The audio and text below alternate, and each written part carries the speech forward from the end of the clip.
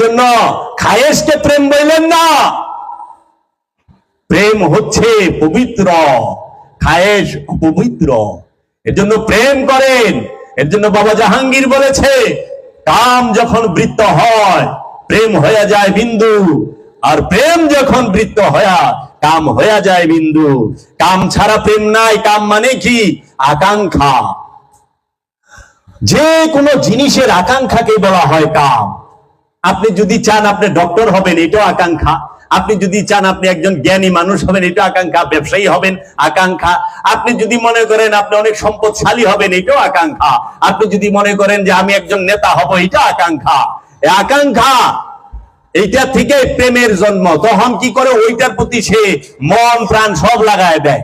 নেতা অনেলে যা খুশি হ্যাঁ তাই করে, ব্যবসায়ী অনেক লেগে যা খুশি তাই করে, যা দরকার পড়ে। কারণ জানে মন্নে সারম বনামে হুসাইন, মুনামে গুলামে গুলামানে হুসাইন, শাহ হস্ত হুসাইন, বাদশাহ হস্ত হুসাইন, दीन हस्त हुसैन, दीन बना हस्त हुसैन, सरदाद नदाद दस्त दर दस्त यजीद, हक्का के विनाए ला इलाहा हस्त हुसैन। या अली या मुश्किल कुशाली, या पंचतन पाक अली, या सुनी जात अली। या अली या इलिया या अबुल हसन या बूतरा हल मुश्किल सरवार दीन सफैया यौमुल हिसाब, सूरत फातिहा नमूदी फतह गुए, ला फतेह इल्ला अली, ला सैफ इल्ला जुल्फिकार। सल्लल्लाहु नबियना सल्लल्लाहु मुहम्मदी, या गौस खुदा मुश्किल कुशा अलमदाद कीजिए। আমার মহান মুর্শিদ কিবলা ও কাবা, চিরাগে জান শরীফ কালান্দার বাবা জাহাঙ্গীর বা ইমান আল শরীফ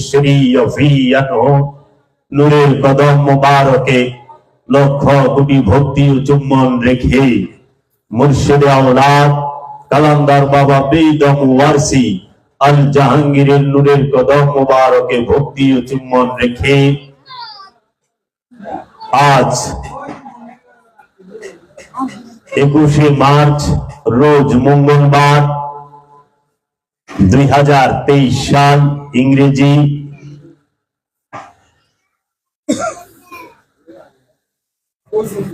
রংপুর জেলা কাউনিয়া থানা বিশ্বনাথ সুষমপুর গ্রামে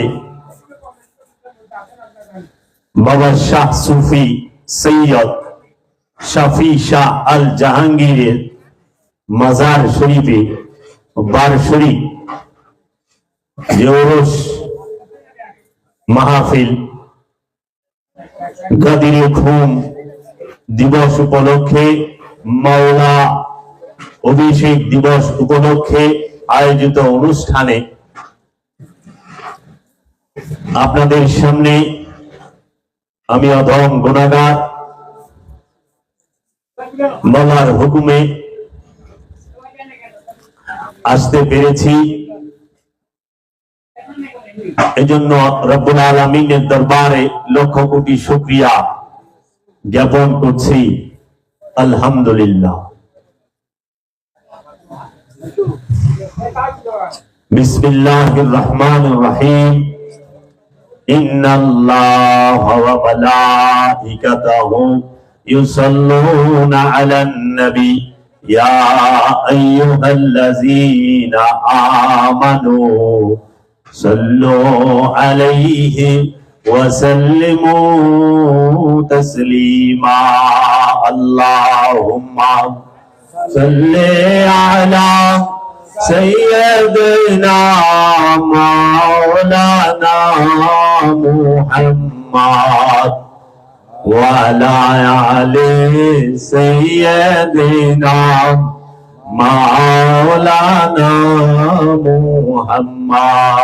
আল্লাহুম্মা, মুহাব্বতের সাথে বলি সবাই, سيدنا مولانا محمد وعلى آله سيدنا مولانا محمد اللهم صل على سيدنا مولانا محمد وعلى آله سيدنا مولانا محمد لا إله إلا الله لا إله إلا الله لا إله إلا الله لا إله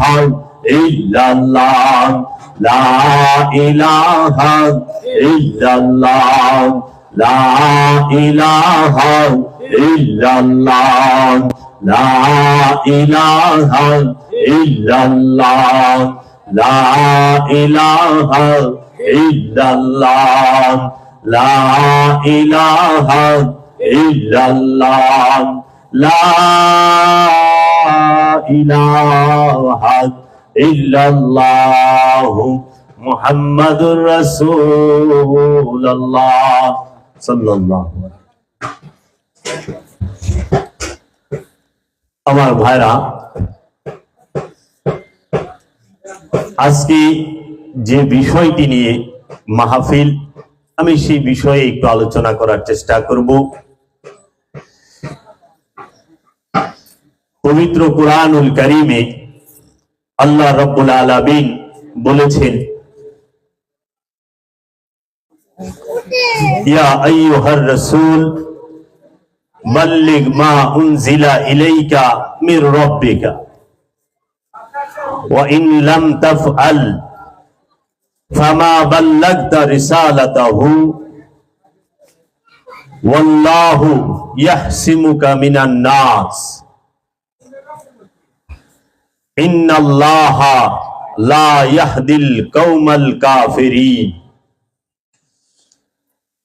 আল্লাহ রাব্বুল আলামিন বলেছেন ইয়া আইয়ুহার রাসূল হে রাসূল বাল্লিগ মা উনজিলা ইলাইকা আপনার রব হইতে আপনার নিকট যাহা নাজিল করা হয়েছে মিন রাব্বিকা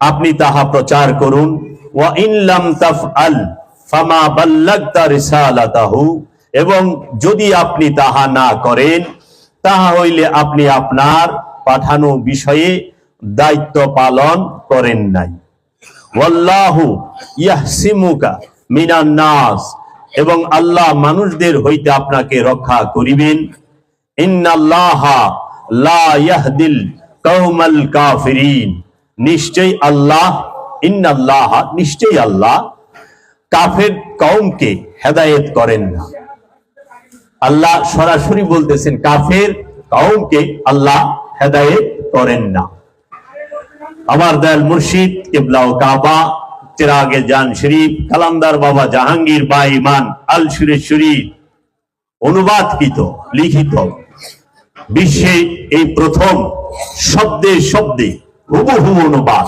কুরআনুল মাজিদে এবং কিছু ব্যাখ্যা থেকে এই শব্দে শব্দে অনুবাদটি আমি আপনাদের সামনে তুলে ধরলাম এটি কালান্দার বাবা জাহাঙ্গীর বা ইমান আল সুরেশ্বরী আনহুর লিখিত কুরআনুল মাজিদ হুবহু অনুবাদ ও কিছু ব্যাখ্যা চিরাগে জান শরীফ ডক্টর বাবা জাহাঙ্গীর বা ইমান আল সুরেশ্বরী আনহু এখন আমি যে আয়াতটি পাঠ করলাম আল্লাহ বলতেছেন হে রাসূল আপনার রব হইতে খেয়াল করেন আপনার রব হইতে রাসূলের যিনি রব তার হইতে আপনার নিকট যাহা নাজিল করা হয়েছে আপনি তাহা প্রচার করুন রাসূলের রবের নিকট হইতে রাসূলের কাছে যাহা নাজিল করা হয়েছে তাহা প্রচার করার জন্য রব্বুল আলামিন বলতেছেন তাহলে রাসূলের এই আয়াতটি নাজিল হয়েছে বিদায় হজের পরে বিদায় হজের শেষ করার পরে যখন রাসূল আকরাম সাল্লাল্লাহু আলাইহি ওয়াসাল্লাম মক্কা শরীফ থেকে মদিনা শরীফের উদ্দেশ্যে রওনা দিয়েছেন, ওই সময় এই আয়াতে কি নাজিল করা হয়েছিল যাহা প্রচার করতে বলা হলো? এই আয়াত নাজিল হওয়ার পরে মহানবী যখন মদিনা থেকে কিছু দূরে একটি স্থান আছে, সেই স্থানটির নাম হচ্ছে খুম। খুম নামক স্থান। খুম মানে হচ্ছে জলাশয়, গাদির মানে হচ্ছে জমা হওয়া। গাদিরে খুমে একটা জলাশয়ের নিকট। কারণ আগে তো আমাদের দেশের মতো, আমাদের মতো যে পুকুর নদী নালা সৌদি আরবে নাই, এরকম খাল মোটর এই টিউবওয়েল এগুলা ছিল না।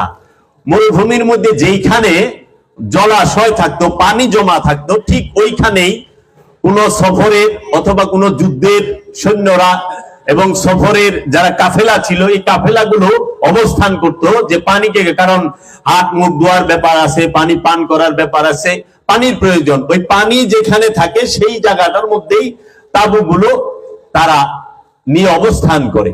ঠিক গাদিরে খুম নামক স্থানে রাসূল আকরাম সাল্লাল্লাহু আলাইহি ওয়াসাল্লাম মদিনায় যাবার পথে ১.৫ লক্ষ সাহাবীকে নিয়ে এইখানে অবস্থান করলেন। অবস্থান করে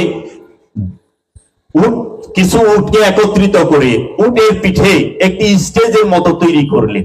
এই গাদিরে খুম স্থানটি ছিল একটু ঢালু, নিচের দিকে সবাই আছে প্রায় ১.৫ লক্ষ সাহাবীর সামনে। মহানবী সমস্ত সাহাবায়ে কেরামদেরকে একখানে করে বললেন একটি হাদিস। এই হাদিসের ওই রকম কেউ বলতে পারবে না সনদের বিষয়ে কোনো সন্দেহ নাই, কারণ ১,২৯,০০০ সাহাবী। এটা একজন দুইজন সাহাবী নেই, ১.৫ লক্ষ সাহাবী। এই যখন এই হাদিসটি বলেন তখন সেইখানে আশারায়ে মুবাশশারাত যে সাহাবায়ে কেরাম তারাও ছিলেন, যারা বেহেশতের সুসংবাদ প্রাপ্ত সাহাবা তারাও ছিলেন, এবং এইখানে জলিলুল কদর সাহাবায়ে কেরাম সবাই ছিলেন, আসহাবে সুফফার সাহাবায়ে কেরাম তারাও ছিলেন। এটা মুসলিম শরীফের মধ্যে এই হাদিসটি আছে।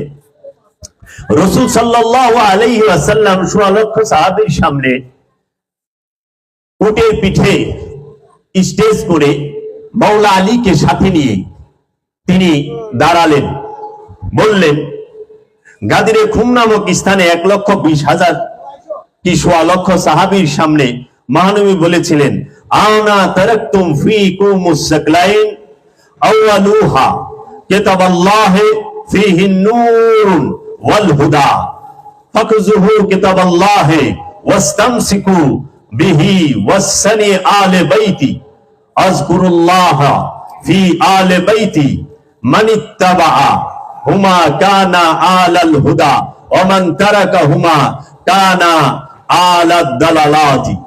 এর অর্থ হচ্ছে, আমি তোমাদের সামনে দুইটি ভারী জিনিস রেখে যাচ্ছি, হে মানব জাতি, জীবনে কখনো পথভ্রষ্ট হবে না, বিপথগামী হবে না, গুমরাহ হবে না, যদি এই দুইটি জিনিসকে তোমরা শক্তভাবে, মজবুত ভাবে, দৃঢ় ভাবে আঁকড়ে ধরে রাখতে পারো।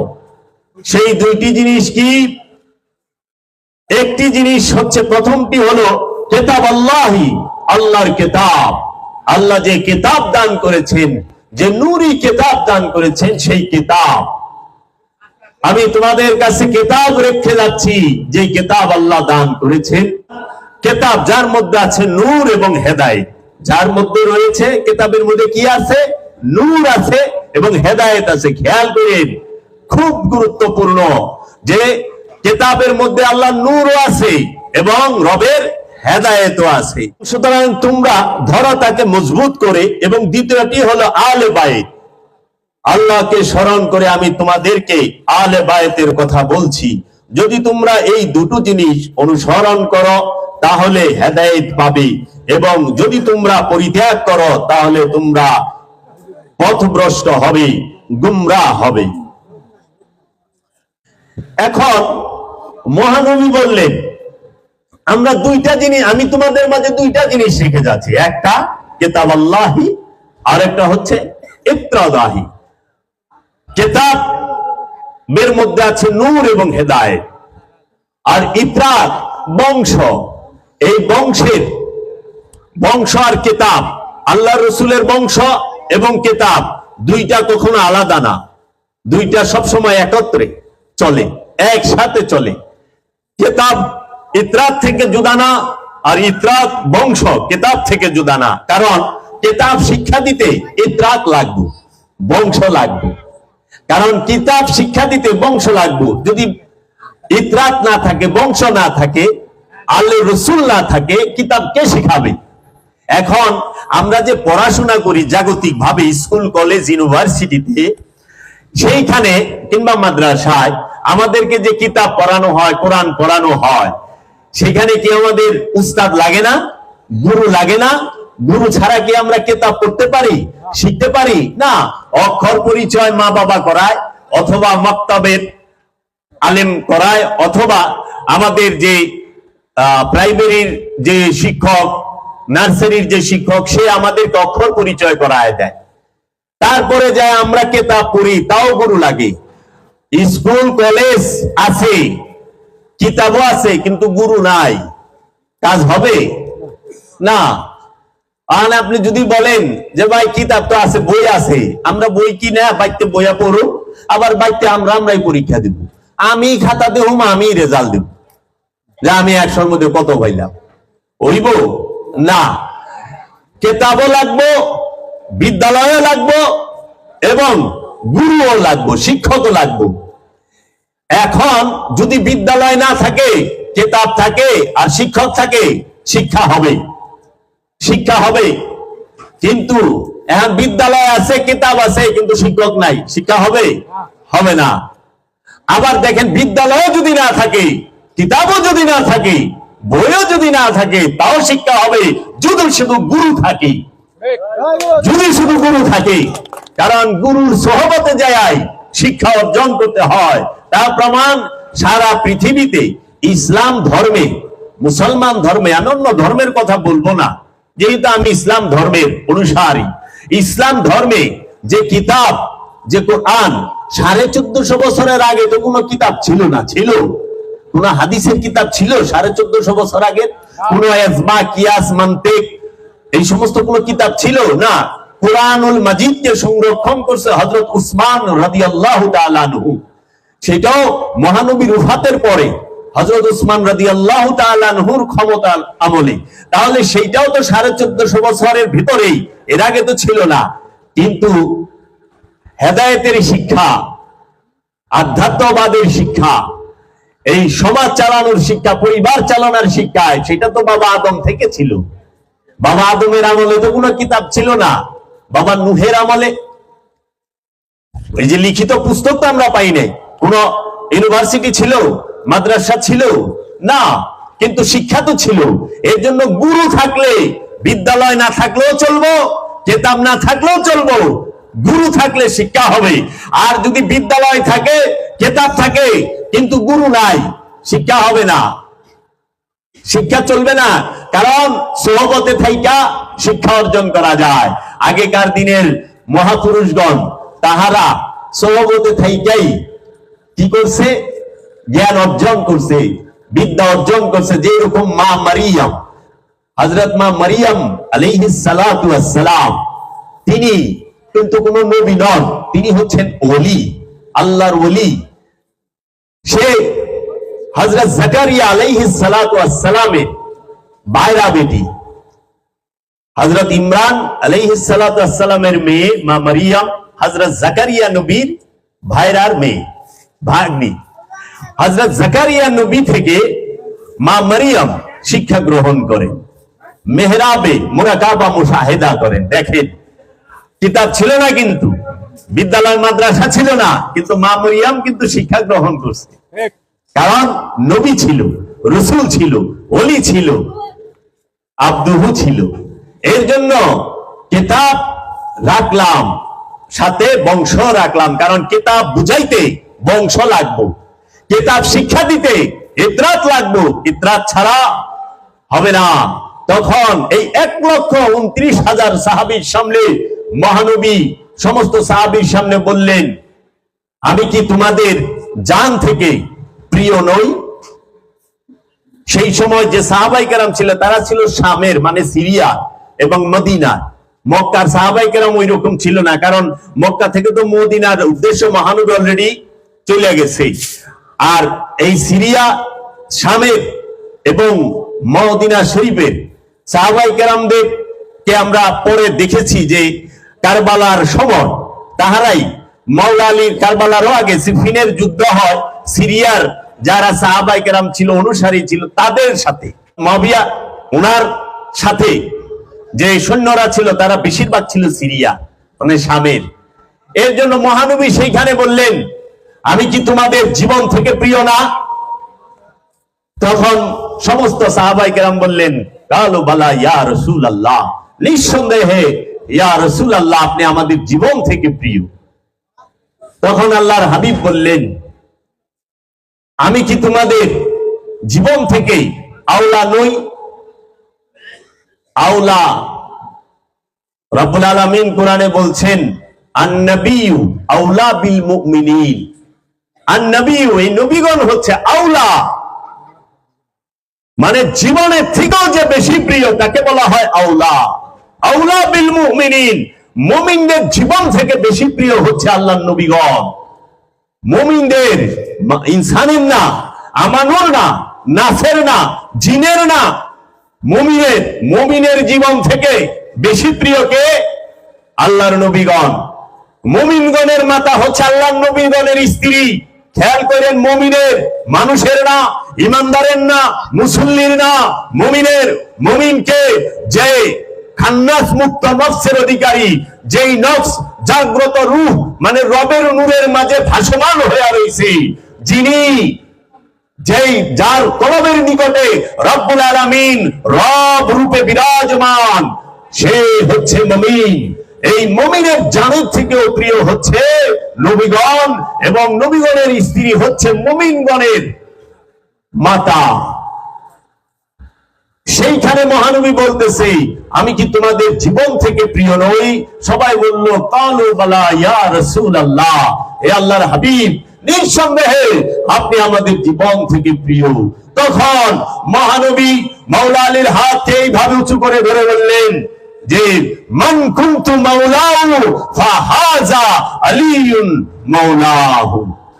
মান কুনতু মাওলাহু, আমি যার মাওলা, সুতরাং হাজা, এই আলিউন, এই আলী হচ্ছে তার মাওলা।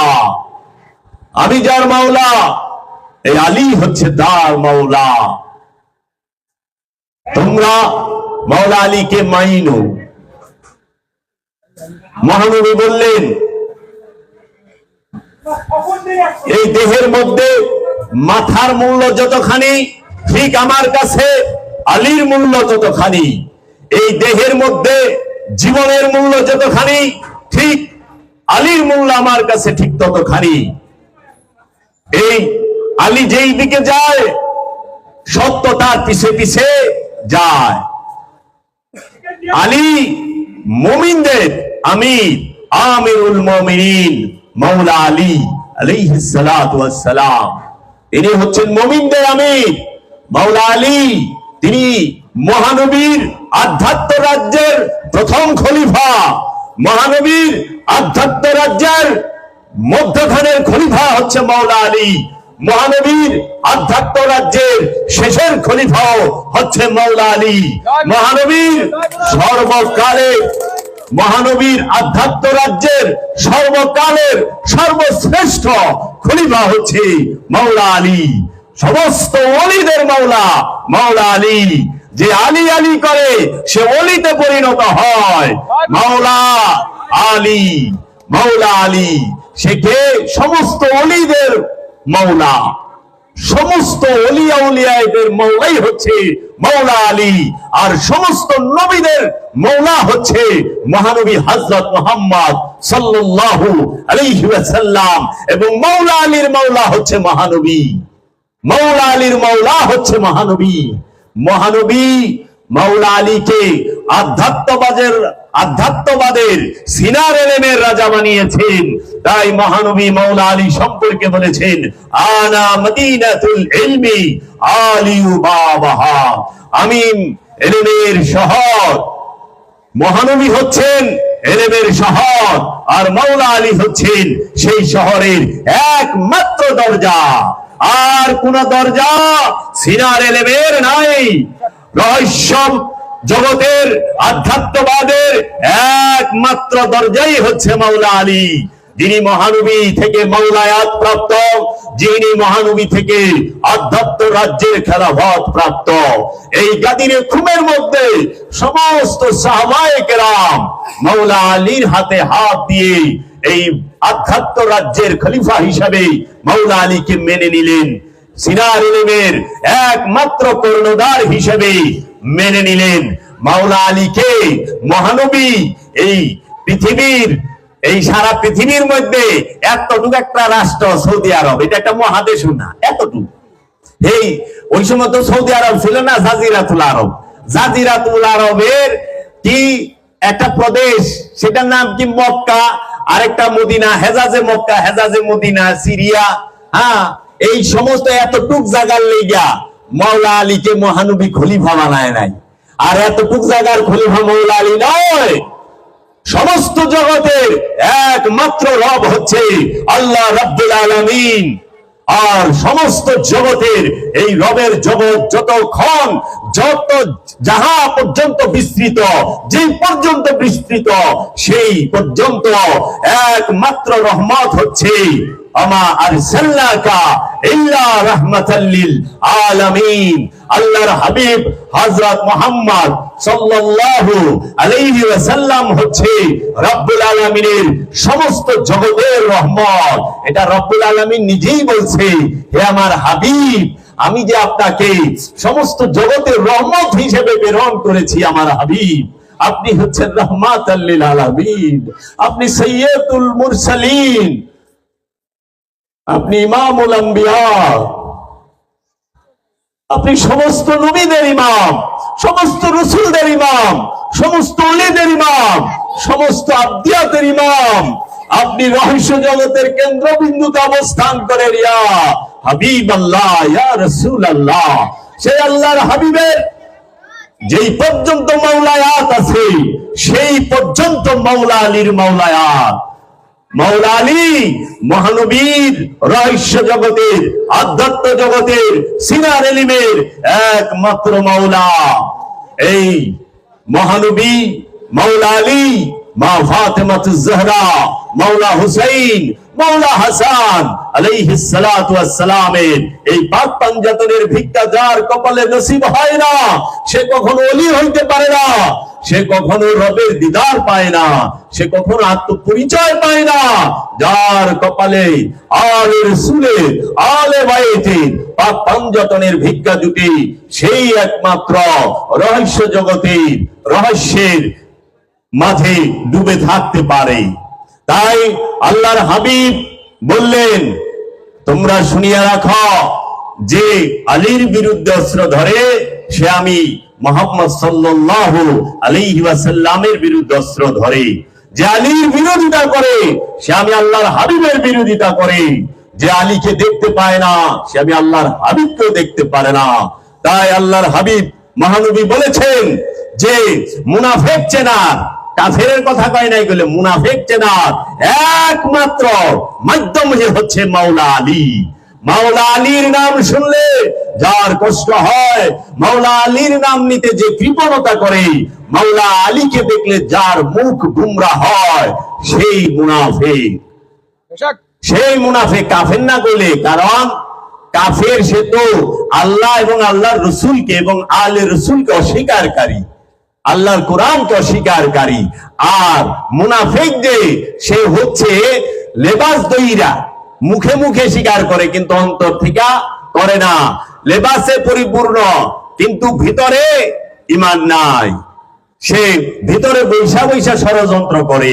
এর জন্য আল্লাহর হাবিব বলছেন এবং রব্বুল আলামিন বলছে, কাফের হইতে মুনাফিক অনেক ডেঞ্জারাস, বিপজ্জনক, ভয়ানক।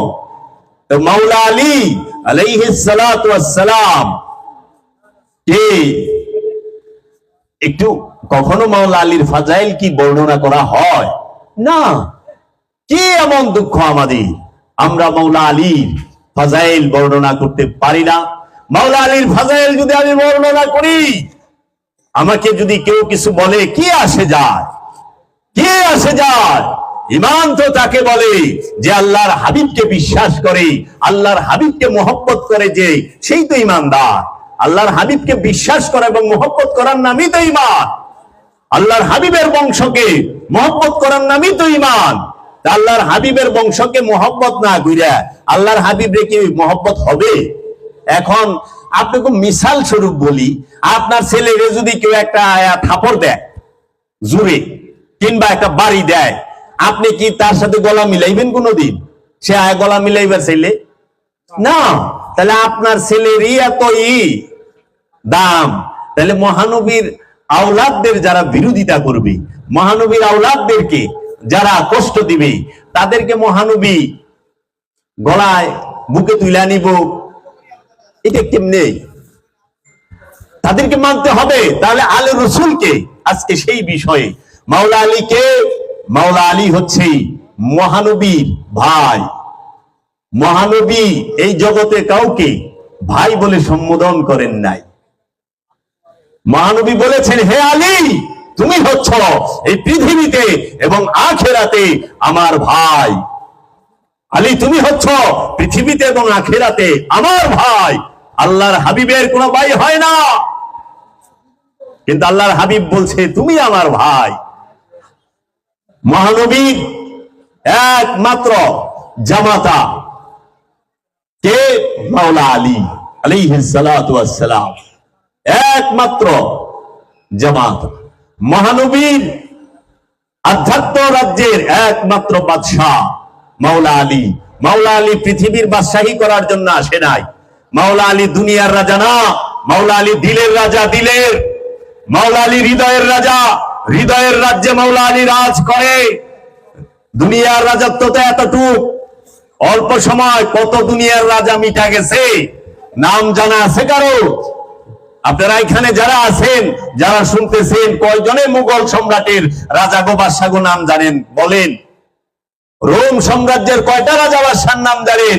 কিন্তু মাওলা আলীর নাম তো সবাই জানে। আলী মাওলা, মাওলা আলী আলাইহিস সালাতু ওয়াস সালাম। মাওলা আলী হচ্ছে হৃদয় রাজ্যের রাজা। মাওলা আলী পৃথিবীর রাজত্ব করার জন্য আসে নাই। আলে মুহাম্মদ সমস্ত আলমের রাজা, বাদশাহ, তাহাদের ভিক্ষায় মানুষ হেদায়েত প্রাপ্ত হয়। মাওলা আলী মহানবীর একমাত্র কন্যা, যিনি সাইয়্যিদাতুন নিসা, সমস্ত নারীদের জান্নাতে সমস্ত নারী কুলের সরদারিনী, তাইয়্যিবা তাহেরা, যিনি মা ফাতেমাতুজ জাহরা আলাইহিস সালাতু ওয়াস সালামের স্বামী। মাওলা আলী সে হচ্ছে ইমামে হুসাইন, ইমামে হাসান আলাইহিস সালাতু ওয়াস সালামের পিতা। ইমাম হাসান আলাইহিস সালাতু ওয়াস সালামের পিতা শহীদ আজম ইমামে হুসাইন আলাইহিস সালাতু ওয়াস সালামের পিতা। ইমাম হাসান, ইমাম হুসাইন আলাইহিস সালাতু ওয়াস সালামকে প্রতি শুক্রবারে জুম্মার নামাজে আমরা খুতবায় শুনি, আল হাসান ওয়াল হুসাইন শাবাব আহলিল জান্নাহ। এই হাসান এবং হুসাইন, আল হাসান ওয়াল হুসাইন, এই একমাত্র ইমামে হাসান, ইমামে হুসাইন আলাইহিস সালাতু ওয়াস সালাম হচ্ছে জান্নাতের সরদার, দাঁড়ানো অবস্থায়, বসা অবস্থায় এবং শোয়া অবস্থায়। সেই মাওলা আলী মহানবীর যখন হেরা পর্বতে ধ্যানরত অবস্থায় ছিলেন, একমাত্র পাহারাদার কে ছিল? মাওলা আলী। একমাত্র খাদেম কে ছিল? মাওলা আলী। একমাত্র সেবক কে ছিল? মাওলা আলী। যখন রুহুল আমিন আসে রাহমাতাল লিল আলামিনের কাছে কুরআনুল মাজিদ নিয়ে, সেইখানে উপস্থিত মাওলা আলী। সেইখানে উপস্থিত কে? মাওলা আলী। আচ্ছা, সর্বপ্রথম মুসলমান, সর্বপ্রথম যারা রসুলের কাছে যে বায়াত গ্রহণ করে পুরুষদের মধ্যে সর্বপ্রথম সে হচ্ছে মাওলা আলী। মাওলা আলীর আগে কেহ মহানবীর কাছে বায়াত গ্রহণ করে নাই পুরুষের মধ্যে। মাওলা আলী পৃথিবীর বুকে একমাত্র ব্যক্তি, একমাত্র মহামানব যিনি মসজিদুল হেরেমের ভিতরে আগমন করে, যার জন্ম হয়, যার আগমন হয় কাবা শরীফের হেরেম শরীফের ভিতরে, একমাত্র মাওলা আলী। মহানবীর জিব্বা মুবারক সর্বপ্রথম যে জিব্বা মুবারক থেকে লালা চুষে নেয় সে হচ্ছে মাওলা আলী। মাওলা আলী যখন পৃথিবীতে আগমন করে মায়ের স্তনে সে মুখ লাগায় না, দুধ পান করে না, তখন মাওলা আলীর বাবা বলল এটা কেমন সন্তান হইল? মাওলা আলীর মা বলল, মা ফাতেমা বিনতে আসাদ বলল যে কেমন সন্তান হইল, দুধই তো পান করে না। তখন আল্লাহর হাবিবের কানে যখন গেছি, আল্লাহর হাবিব রাহমাতাল লিল আলামিন বললেন, আম্মা জান আপনি আলীকে আমার কুলে দেন। মহানবী মাওলা আলীকে মহানবীর কুলে নিয়া তার মহাপবিত্র জিব্বা মুবারক মাওলা আলীর মুখে ঢুকায় দিলেন। মাওলা আলী সর্বপ্রথম মহানবীর লালা মুবারক চুষে পান করলেন। তাহলে মহানবীর জিব্বার লালা দিয়ে সর্বপ্রথম পান করে সে মাওলা আলী। মাওলা আলীকে মহানবীর ইসলাম প্রচারের ক্ষেত্রে 27টা যুদ্ধ হয়, প্রত্যেকটা যুদ্ধের নেতৃত্ব দান করে সরদার মাওলা আলী। মহানবীর পতাকাবাহী আলমদার যিনি সে হচ্ছে মাওলা আলী। মহানবীর পতাকা ঝান্ডা যার হাতে থাকতো সে হচ্ছে মাওলা আলী। মাওলা আলী আলাইহিস সালাতু ওয়াস সালাম সে মহানবীর বুকে, মহানবীর কুলে, মহানবীর পিঠে চড়ে কে? মাওলা আলী। কারণ মহানবীর পিতা ইমাম আব্দুল্লাহ আলাইহিস সালাতু ওয়াস সালাম তিনি ইন্তেকাল করেন, পর্দা করেন মহানবীর আগমনের 6 মাস আগে, এবং মহানবীর আগমনের 6 মাস পরে মহানবীর মাতা মা আমেনা আলাইহিস সালাতু ওয়াস সালাম পর্দা গ্রহণ করেন। মহানবীকে লালন পালনের দায়িত্ব মহানবীর আপন চাচা ইমাম আবু তালিব আলাইহিস সালাতু ওয়াস সালাম তিনি নেন, এবং তার স্ত্রী মা ফাতেমা বিনতে আসাদ 17 বছর পর্যন্ত মহানবী তার আপন চাচা ইমাম আবু তালিব আলাইহিস সালাতু ওয়াস সালামের ঘরে লালিত পালিত হন, বড় হন। তাইলে এই দুধের শিশুকে, এই ছোট শিশুকে মহানবী যে মা ফাতেমা বিনতে আসাদের কাছে লালিত পালিত হলেন, মায় তাকে গোসল করায় নাই, মায় তাকে স্তন দুধ পান করায় নাই, মায় তাকে খাবার রান্না করে খাওয়ায় নাই, বুকে কোলে পিঠে কইরা বড় করে নাই। মহানবী যেই পাথরে একবার চুমা দিছে হাজরে আসওয়াতে, সারা জগতের সমস্ত হাজি গলে গিয়ে ওইটা ফরজ হয়ে গেছে গা, হজে যায় চুমা দেয়, একবার চুমা দিছে। আর মহানবী আর হযরত ইব্রাহিম নবী মাকামে ইব্রাহিমের উপরে একবার আয়া দাঁড়াইছে, পা কদম মুবারকের চিহ্ন পড়ে গেছে, সেইখানে হাজী সাহেবরা যায় ওইখান থেকে মুসল্লা গ্রহণ করে। এটা সূরা বাকারায় বলে দিছে যে তোমরা মাকাম ইব্রাহিম থেকে মুসল্লা গ্রহণ করো, সেইখানে হাজিরা যায় ওইখানে 2 রাকাত নামাজও পড়ে। তাহলে পরে একবার। আর মহানবী মাওলা আলী মার বুকে, মাওলা আলীর মার কোলে, মাওলা আলীর মার বিছানায় কত হাজারবার উঠছে বইছে, কত হাজারবার, কত দিন ঘুমাইছে, 17 বছর। একটু হিসাব করেন না। কে বলে এই ফাজাইল? আজ পর্যন্ত শুনছে কেউ এইভাবে বলতে? না। যদি কেউ অপবাদ দেয়, काफिर आशिक हूं मैं, बंदा इस्लाम ना हूं, बुत परस्ती मेरी जिंदगी है, बुत परस्ती मेरी बंदगी है, बुत परस्ती मेरी दिलदार भी है। আমি প্রেমের কাফের, ইসলামের বান্দা আমি নই। আমার মুর্শিদের পায়রবি মধ্যে আমি আমার জীবনকে উৎসর্গ করে দিয়েছি। এটি আমার ইবাদত, এটি আমার বন্দেগী, আমার মুর্শিদের পায়রবি। তাহলে পরে মাওলা আলীর পায়রবি ছাড়া, মহানবীর পায়রবি ছাড়া, পাক পাঞ্জাতনের পায়রবি ছাড়া, আল্লাহর ওলিদের গোলামি ছাড়া কিভাবে জান্নাত চান? জান্নাতের সর্দার গো কুবায়া কাইটা জান্নাতে যাইবার চান? কোন বুকার রাজ্যে বাস করেন? জান্নাতের সর্দারিনী যিনি, জান্নাতের সর্দার যারা, জান্নাতের মালিক যিনি মহানবী, সেই আলকে আপনারা অস্বীকার করে, অমান্য করে আপনারা তাদেরকে খাটো করে কোন জান্নাতে যাইতে চান? আদৌ কি সম্ভব? কখনোই না। তাজিম করতে হবে, ইজ্জত করতে হবে। মাওলা আলী আলাইহিস সালাতু ওয়াস সালাম তিনি মহানবীর পবিত্র কাঁধ মোবারকে উঠেছেন। কাবা শরীফের মূর্তি ভাঙতে সময় মহানবী বললেন, আলী তুমি আমার কাঁধে উঠো। জগতে কোন ব্যক্তি কোন সাহাবায়ে কেরাম মাওলা আলী মহানবীর কাঁধে স্পর্শ করতে পারে না, উঠবো তো অনেক দূরে থাক। কারণ মাওলা আলী সে হচ্ছে আওলাদ, গোলাম নয়। সমস্ত সাহাবায়ে কেরাম হচ্ছে মহানবীর গোলাম, আর মাওলা আলী হচ্ছে মহানবীর আওলাদ, বংশ। আওলাদ আর গোলাম এক না, মনে রাখতে হবে। এই জন্য মাওলা আলী সাহাবীও, আওলাদু। মহানবী মাওলা আলী বংশ, সাহাবীও, অনুসারীও। মাওলা আলী সে কি? সে মহানবী থেকে রিসালাত প্রাপ্ত, বেলায়েত প্রাপ্ত, আবদিয়াত প্রাপ্ত। মাওলা আলী হচ্ছে রিসালাত প্রাপ্ত, বেলায়েত প্রাপ্ত, আবদিয়াত প্রাপ্ত মহানবী থেকে। এর জন্য মহানবী মাওলা আলীকে বলল, আলী তুমি আমার বিছানায় শুয়ে পড়ো। যখন হিজরতে যায় মহানবী, কাফেরেরা মহানবীর রুমকে চারদিক থেকে 40 কাফের 80টা চোখ ছায়া রইছে, মহানবী বাইরেলি আঘাত করব। এমন সময় মহানবী কাছে ওহী নাজিল হইল, এই মুহূর্তে আপনি হিজরত করেন।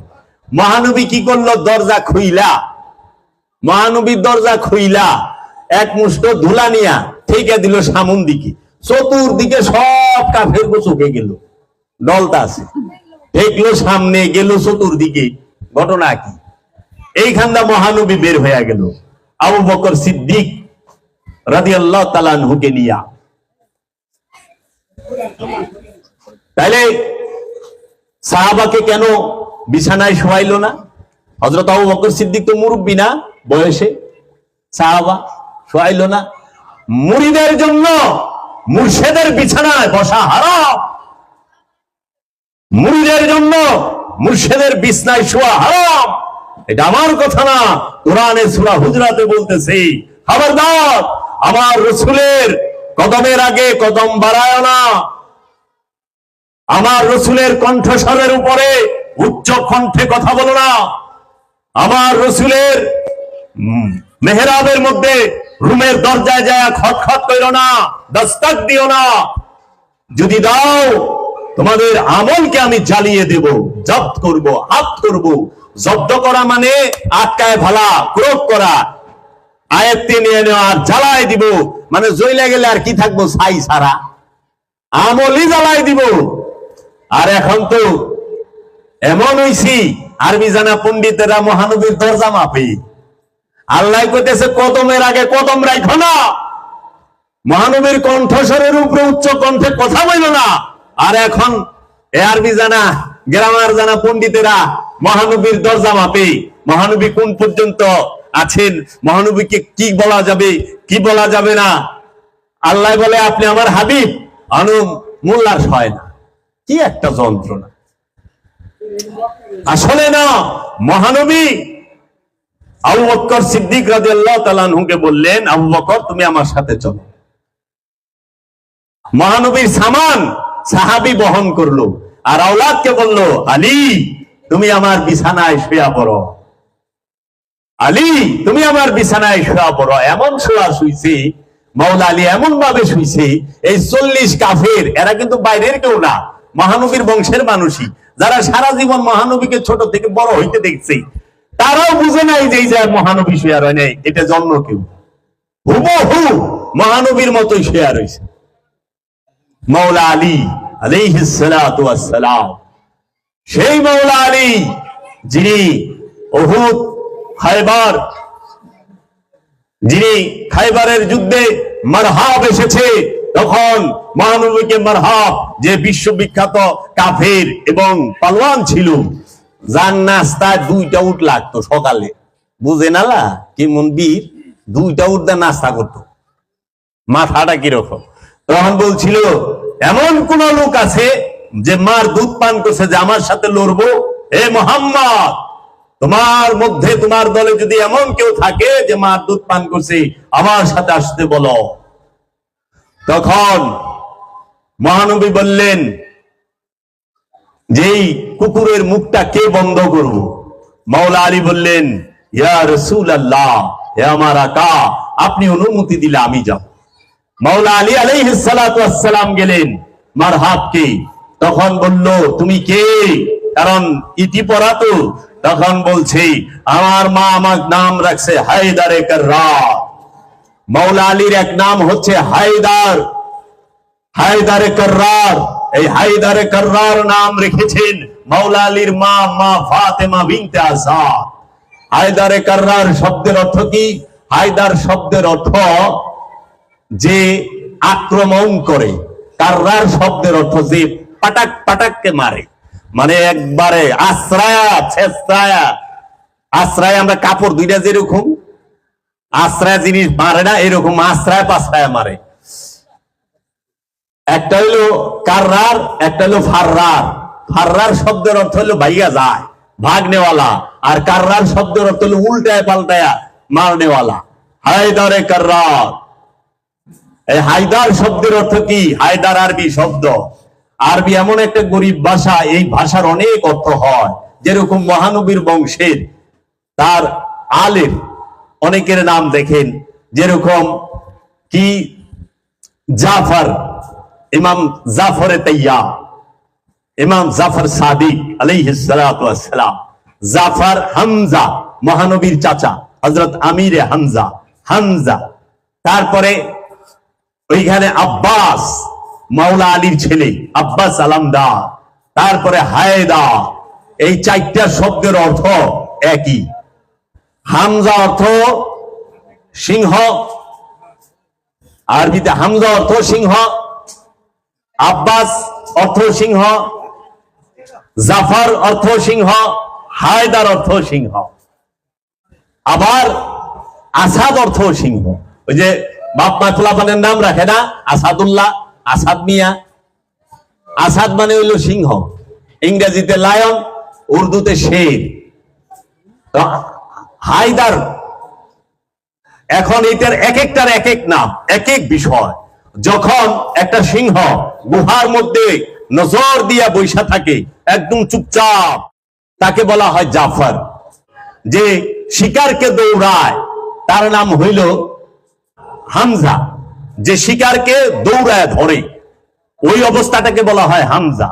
আর যখন শিকারের উপরে ঝাঁপায়া পড়ে তখন তাকে বলা হয় আব্বাস।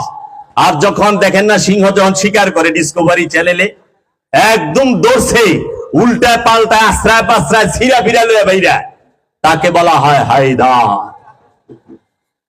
এক এক নামের এক এক অর্থ।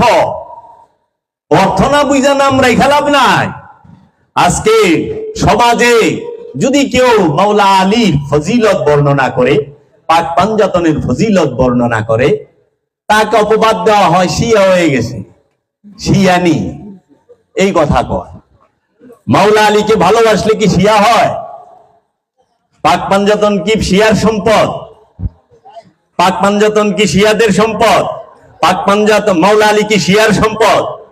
মহানবী কি মুসলমানের সম্পদ? মহানবী কি শিয়ার সম্পদ? মহানবী তামাম জাহানের, মহানবী তামাম জাহানের রহমত। মাওলা আলী সমস্ত জগতের, সমস্ত মানবের মাওলা, সমস্ত ইমানদারের মাওলা। পাক পাঞ্জাতন সমস্ত আলমের সব মানুষের জন্য দয়া, রহমত। এই রহমতকে ভালো, এটা যারা উদ্দেশ্যমূলক তারা।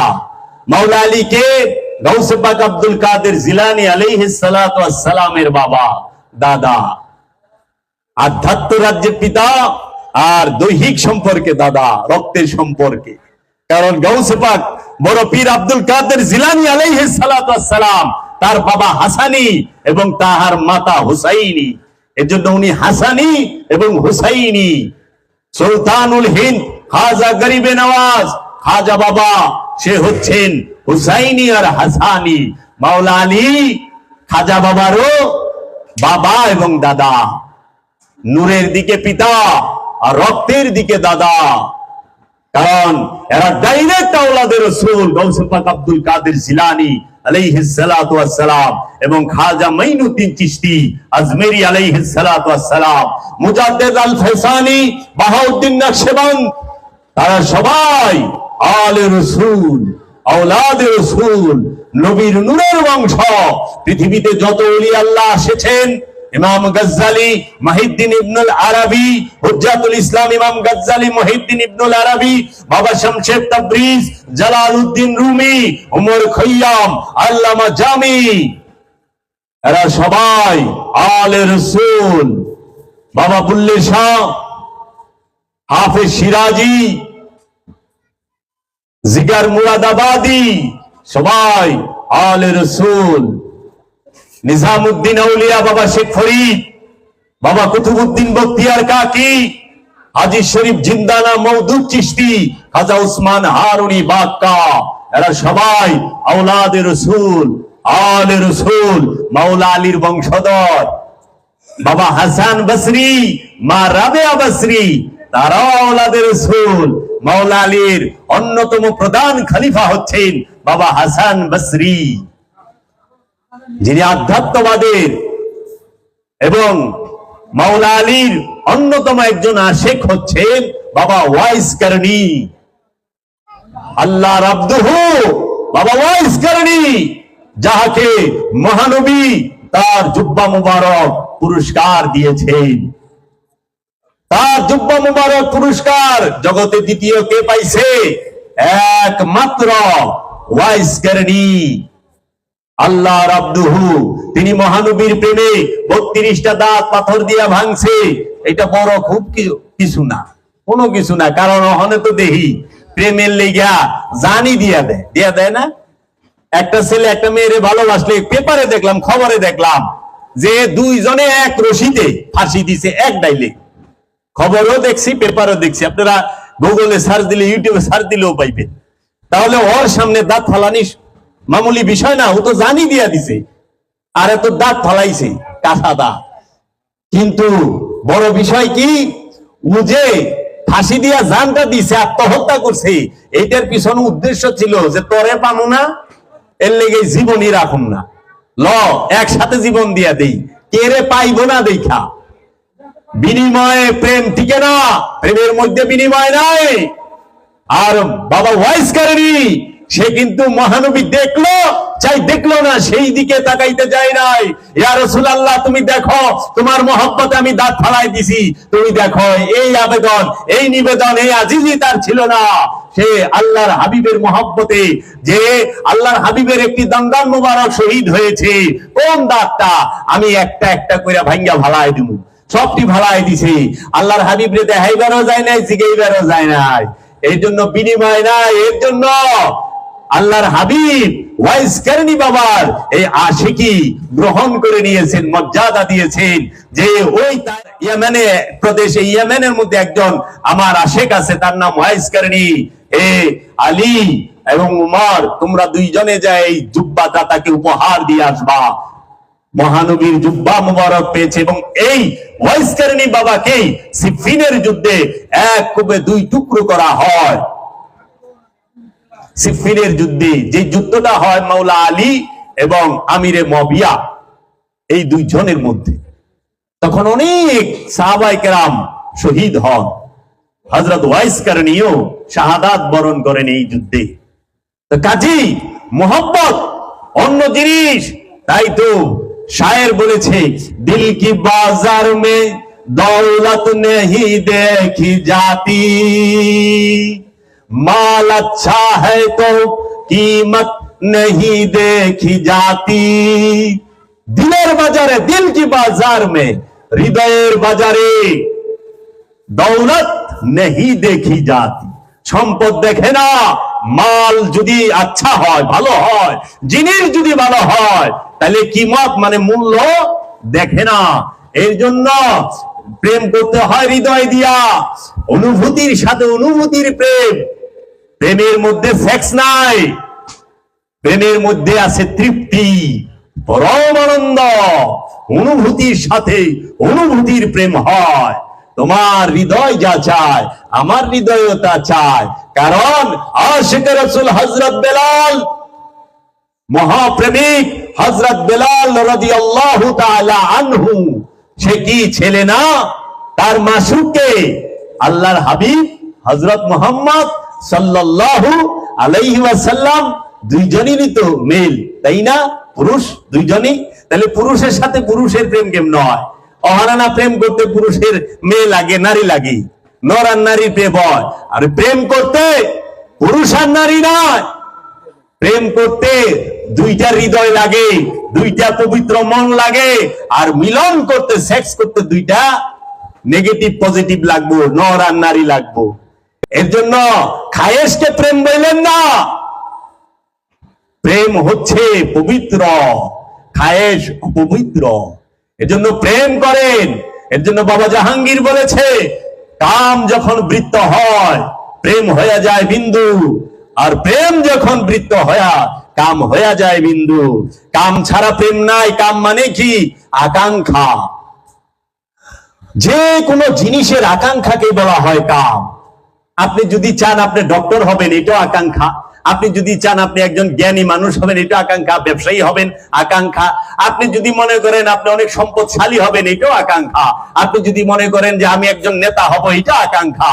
এই আকাঙ্ক্ষা, এইটা থেকে প্রেমের জন্ম। তখন কি করে? ওইটার প্রতি সে মন প্রাণ সব লাগায় দেয়।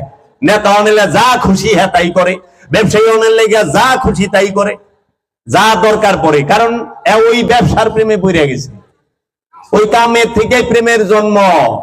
আর যখন ব্যবসায়ী পুরা হয়ে যায়, যিনি শিল্পপতি, হেরকের ব্যবসায়ী আর আকাঙ্ক্ষা আছে, এত শিল্পপতি হয়েই গেছে। এর জন্য প্রেম কাম থেকে আসি। প্রেম হয়ে গেলে আর কাম থাকে না। কাম নাই যেখানে প্রেম আইব কই থেকে? যদি নিজেকে চেনার আকাঙ্ক্ষাই না থাকে, সাধনা কই থেকে করবেন? পীর কই থেকে ধরবেন?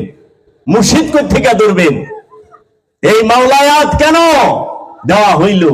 মাওলায়াত একটা কারণে দেওয়া হয়েছে, সেটা কি? মানব জাতির হেদায়েতের জন্য। সেই হেদায়েত কি? কিসের হেদায়েত? হেদায়েত কারে কয়? হেদায়েত কারে কয়? নামাজ পড়লেই কি হেদায়েত হয়? রোজা রাখলেই কি হেদায়েত হয়? কোরআন পড়লেই কি হেদায়েত হয়? না। আমরা তো নামাজ পড়ে সুদ খাইতে দেখি না, অহংকার করতে দেখি না, আত্মসাৎ করতে দেখি না, মানুষের সম্পদ মাইরা খাইতে দেখি না। দেখি হ্যাঁ হেদায়েত পাইছে? না। আমরা তো কোরআন পড়নেওয়ালারও খুন করতে দেখি না? খবরে দেখি নাই নারায়ণগঞ্জে জব করে মসজিদে ট্যাঙ্কির ভিতরে রেখে জুম্মার নামাজও পড়াইছে? আসে নাই? আসছে তো। তাহলে হেদায়েতটা কি? আমাকে তো এটা বুঝতে হবে আগে যে হেদায়েত কি, হেদায়েত কে করতে পারে, হেদায়েত করার অধিকার কার আছে, আল্লাহ কাকে হেদায়েত করার অধিকার দিয়েছে, পারমিশন দিয়েছে। হেদায়েত করবে আল্লাহর রাসূলে, হেদায়েত করবে আল্লাহর ওলি, হেদায়েত করবে আল্লাহর আব্দুহু, হেদায়েত করবে আল্লাহর নবীগণ। নবুয়তের দরজা বন্ধ, নবী আর আসবে না। তাহলে কি এখন হেদায়েত কে করবে? হেদায়েতের দরজা কি বন্ধ? না। তাহলে আমার মতো পাপী আমি কি আল্লাহকে প্রশ্ন করতে পারি না, আল্লাহ কেন মহানবীর জমানায় আমাকে আনলা না? আমি কি পাপ করছি তুমি আনতে পারতা না আমারে? তাহলে আমি হেদায়েত হনু কারে দিয়া, কই থেকে? এর জন্য হেদায়েত করবে কে? নবুয়তের দরজা বন্ধ। এখন বেলায়েত থেকে হেদায়েত হবে। যারা বেলায়েতের অধিকারী, যারা রিসালাতের অধিকারী, যারা আব্দিয়াতের অধিকারী, তারা হেদায়েত করবে, তারাই কিতাব শিক্ষা দিবে। আর এই বেলায়েতের সিলসিলা, এই ওলিত্বের সিলসিলা, এই রিসালাতের সিলসিলা, এই আব্দিয়াতের সিলসিলা কার থেকে চালু? মাওলা আলী থেকে আজ পর্যন্ত, এবং এই পৃথিবী কিয়ামত পর্যন্ত চালু থাকবে। মানুষের এবং জিনের হেদায়েত এই আল্লাহর ওলিদের দ্বারা, এই আল্লাহর যে নূরের কিতাব, সেই কিতাবের দ্বারা। এর জন্য বলছে এই কিতাবের মধ্যে আছে নূর এবং হেদায়েত, আর এই বংশ সেই হেদায়েত করবে। এখন যখন বলছে আল্লাহর হাবিব যে আমি তোমাদের কাছে কিতাব রেখে গেলাম, তখন কি এরকম বাইন্ডিং করা সহিফা ছিল? কারণ মহানবী তো পর্দাই করে নাই। এরকম বাইন্ডিং করা বই আকারে কিংবা সহিফা আকারে তো কোনো কিতাব ছিল না। আল কোরআন কি সেই সময় বাইন্ডিং করা ছিল না? কারণ আল কোরআন বাইন্ডিং করেছে হযরত উসমান রাদিয়াল্লাহু তাআলা আনহুর জামানায়, একত্রিত করছে। আর ওই সময় তো হাজার হাজার কপি না, ওই সময় এরকম ছাপার মেশিন ছিল না, হাতে লেখা ছিল। এই সময় এত টুকচিকুন ছিল না, অনেক বড় ছিল। ওইটি তো সাধারণ মানুষের হাতে যায় না। তাই মহানবী তো বললো আমি কিতাব রেখে গেলাম। সেই কিতাবটা কোন কিতাব? সেই কিতাবটাই হচ্ছে নূরি কিতাব। আল্লাহ বলেছেন প্রত্যেকটা জিনিসের দুইটা দিক, জাহের আর বাতিন, প্রত্যেকটা প্রকাশ এবং গোপন, হাকিকি মেজাজি।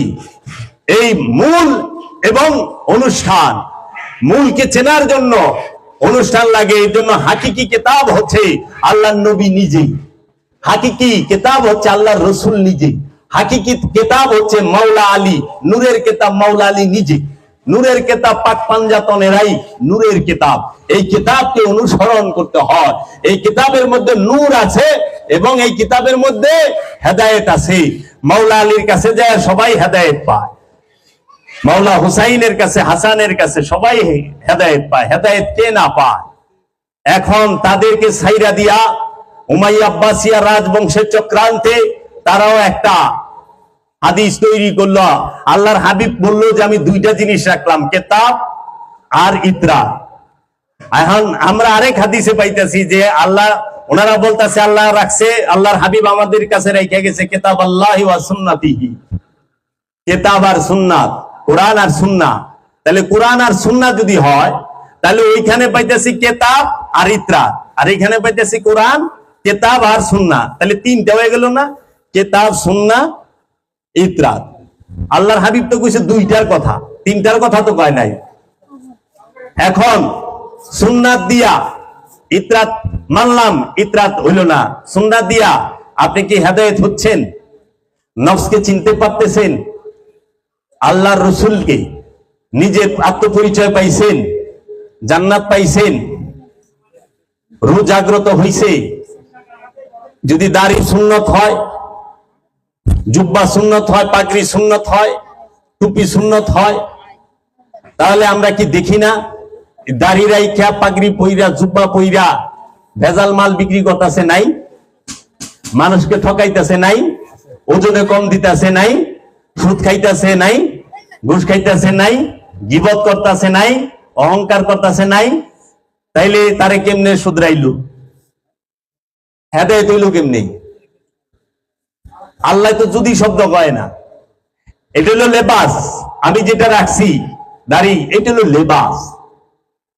সুন্নত কি? মিথ্যা না বলা, মিথ্যা না বলা সুন্নত, গীবত না করা সুন্নত, অন্যের সম্পদ আত্মসাৎ না করা, আত্মীয় স্বজনের হক নষ্ট না করা, এটা ফরজ ও সুন্নত দুইটাই। ইয়েতিমের হক না মারা সুন্নাত। যে কাউকে, কোন মানুষকে কষ্ট না দেওয়া সুন্নাত। মহানবীকে যে মানে নাই তাকেও মহানবী দয়া করছে, মায়া করছে। বুড়িমা মহানবীর পথে কাটা বিছাইতো, অসুস্থ হইছে, মহানবী তারেও দেখতে গেছে। আর অনেক আমাকে যে অবস্থা, বাবারে বাবা, মুসলমানরাই মুসলমানকে বেরছায় না। আপনার আমার মত মিল থাকতে পারে বাবা, আপনার আমার পথেও মিল থাকতে পারে, যে হয়তো আপনি যেটা মানেন আমি সেটা মানি না, আমি যেটা মানি আপনি সেটা মানেন না। আঘাত তো আসতে পারে না। জোর করে ইমানদার বানান যাব? ইমানদার হইতে হয় প্রেম দিয়া, জোর কইরা ইমান আসে না। কারণ ইমানের সম্পর্ক প্রেমের সাথে, আমলের সাথে ইমানের সম্পর্ক না। আমলের সাথে যদি ইমানের সম্পর্ক থাকতো তাহলে শয়তান আর শয়তান হইতো না, আজাজিল শয়তান হইতো। কারণ আজাজিল তো প্রচন্ড আমল আলা ছিল, তার একমাত্র অহংকার সে অনেক আমলদার, তার অহংকার হইল আমলের। আদমের সামনে সে যে অহংকারটা করছে সেটা হলো আমলের অহংকার করছি, জ্ঞানের অহংকার করছি। এই দুই অহংকার, এই অহংকার করার কারণে তাকে ইবলিস বলা হয়েছে। এর জন্য আর আদম সে প্রেম, সে প্রেম, প্রেমের সামনে জ্ঞানের স্তরটা নিচে। কারণ জ্ঞানী জান্নাতি এই গ্যারান্টি নাই, কিন্তু প্রেমিক যে জান্নাতি এই গ্যারান্টি আছে। আল্লাহর হাবিবি বলে দিছে লা ইউফতা আলাল আশিকিন, প্রেমিকের উপরে কোনো ফতোয়া নাই, প্রেমিকের উপরে ফতোয়া চলে না। আবার আল্লাহ বলতেছে কুল ইন কুনতুম তুহিব্বুনাল্লাহ ফাত্তাবিউনি ইউহিব্বুকুমুল্লাহ, হে আছো আমি আল্লাহকে ভালোবাসতে চাও, সে আমার হাবিবকে ভালোবাসো, মুহাম্মদ সাল্লাল্লাহু আলাইহি ওয়াসাল্লামকে ভালোবাসো। তাহলে হেন তো আল্লাহ ভালোবাসা প্রেমের কথা কইলো, আমলের কথা তো কয় নাই। আগে প্রেমিক হন, তারপরে আমল করেন, কাজে লাগবো। প্রেম শূন্য, শূন্য প্রেম, শূন্য হৃদয়, ভাব শূন্য হৃদয় মাঝার, বলে না বাবা লালন সাইদি, ভাব শূন্য হৃদয় মাঝার, মুখে কালাম আল্লাহ, কি লাভ হবে? হৃদয়ে প্রেম থাকতে হবে, তখন হৃদয় থেকে আর মুখ থেকে আল্লাহর কালাম বললে আল্লাহ সাথে সাথে জবাব দিব।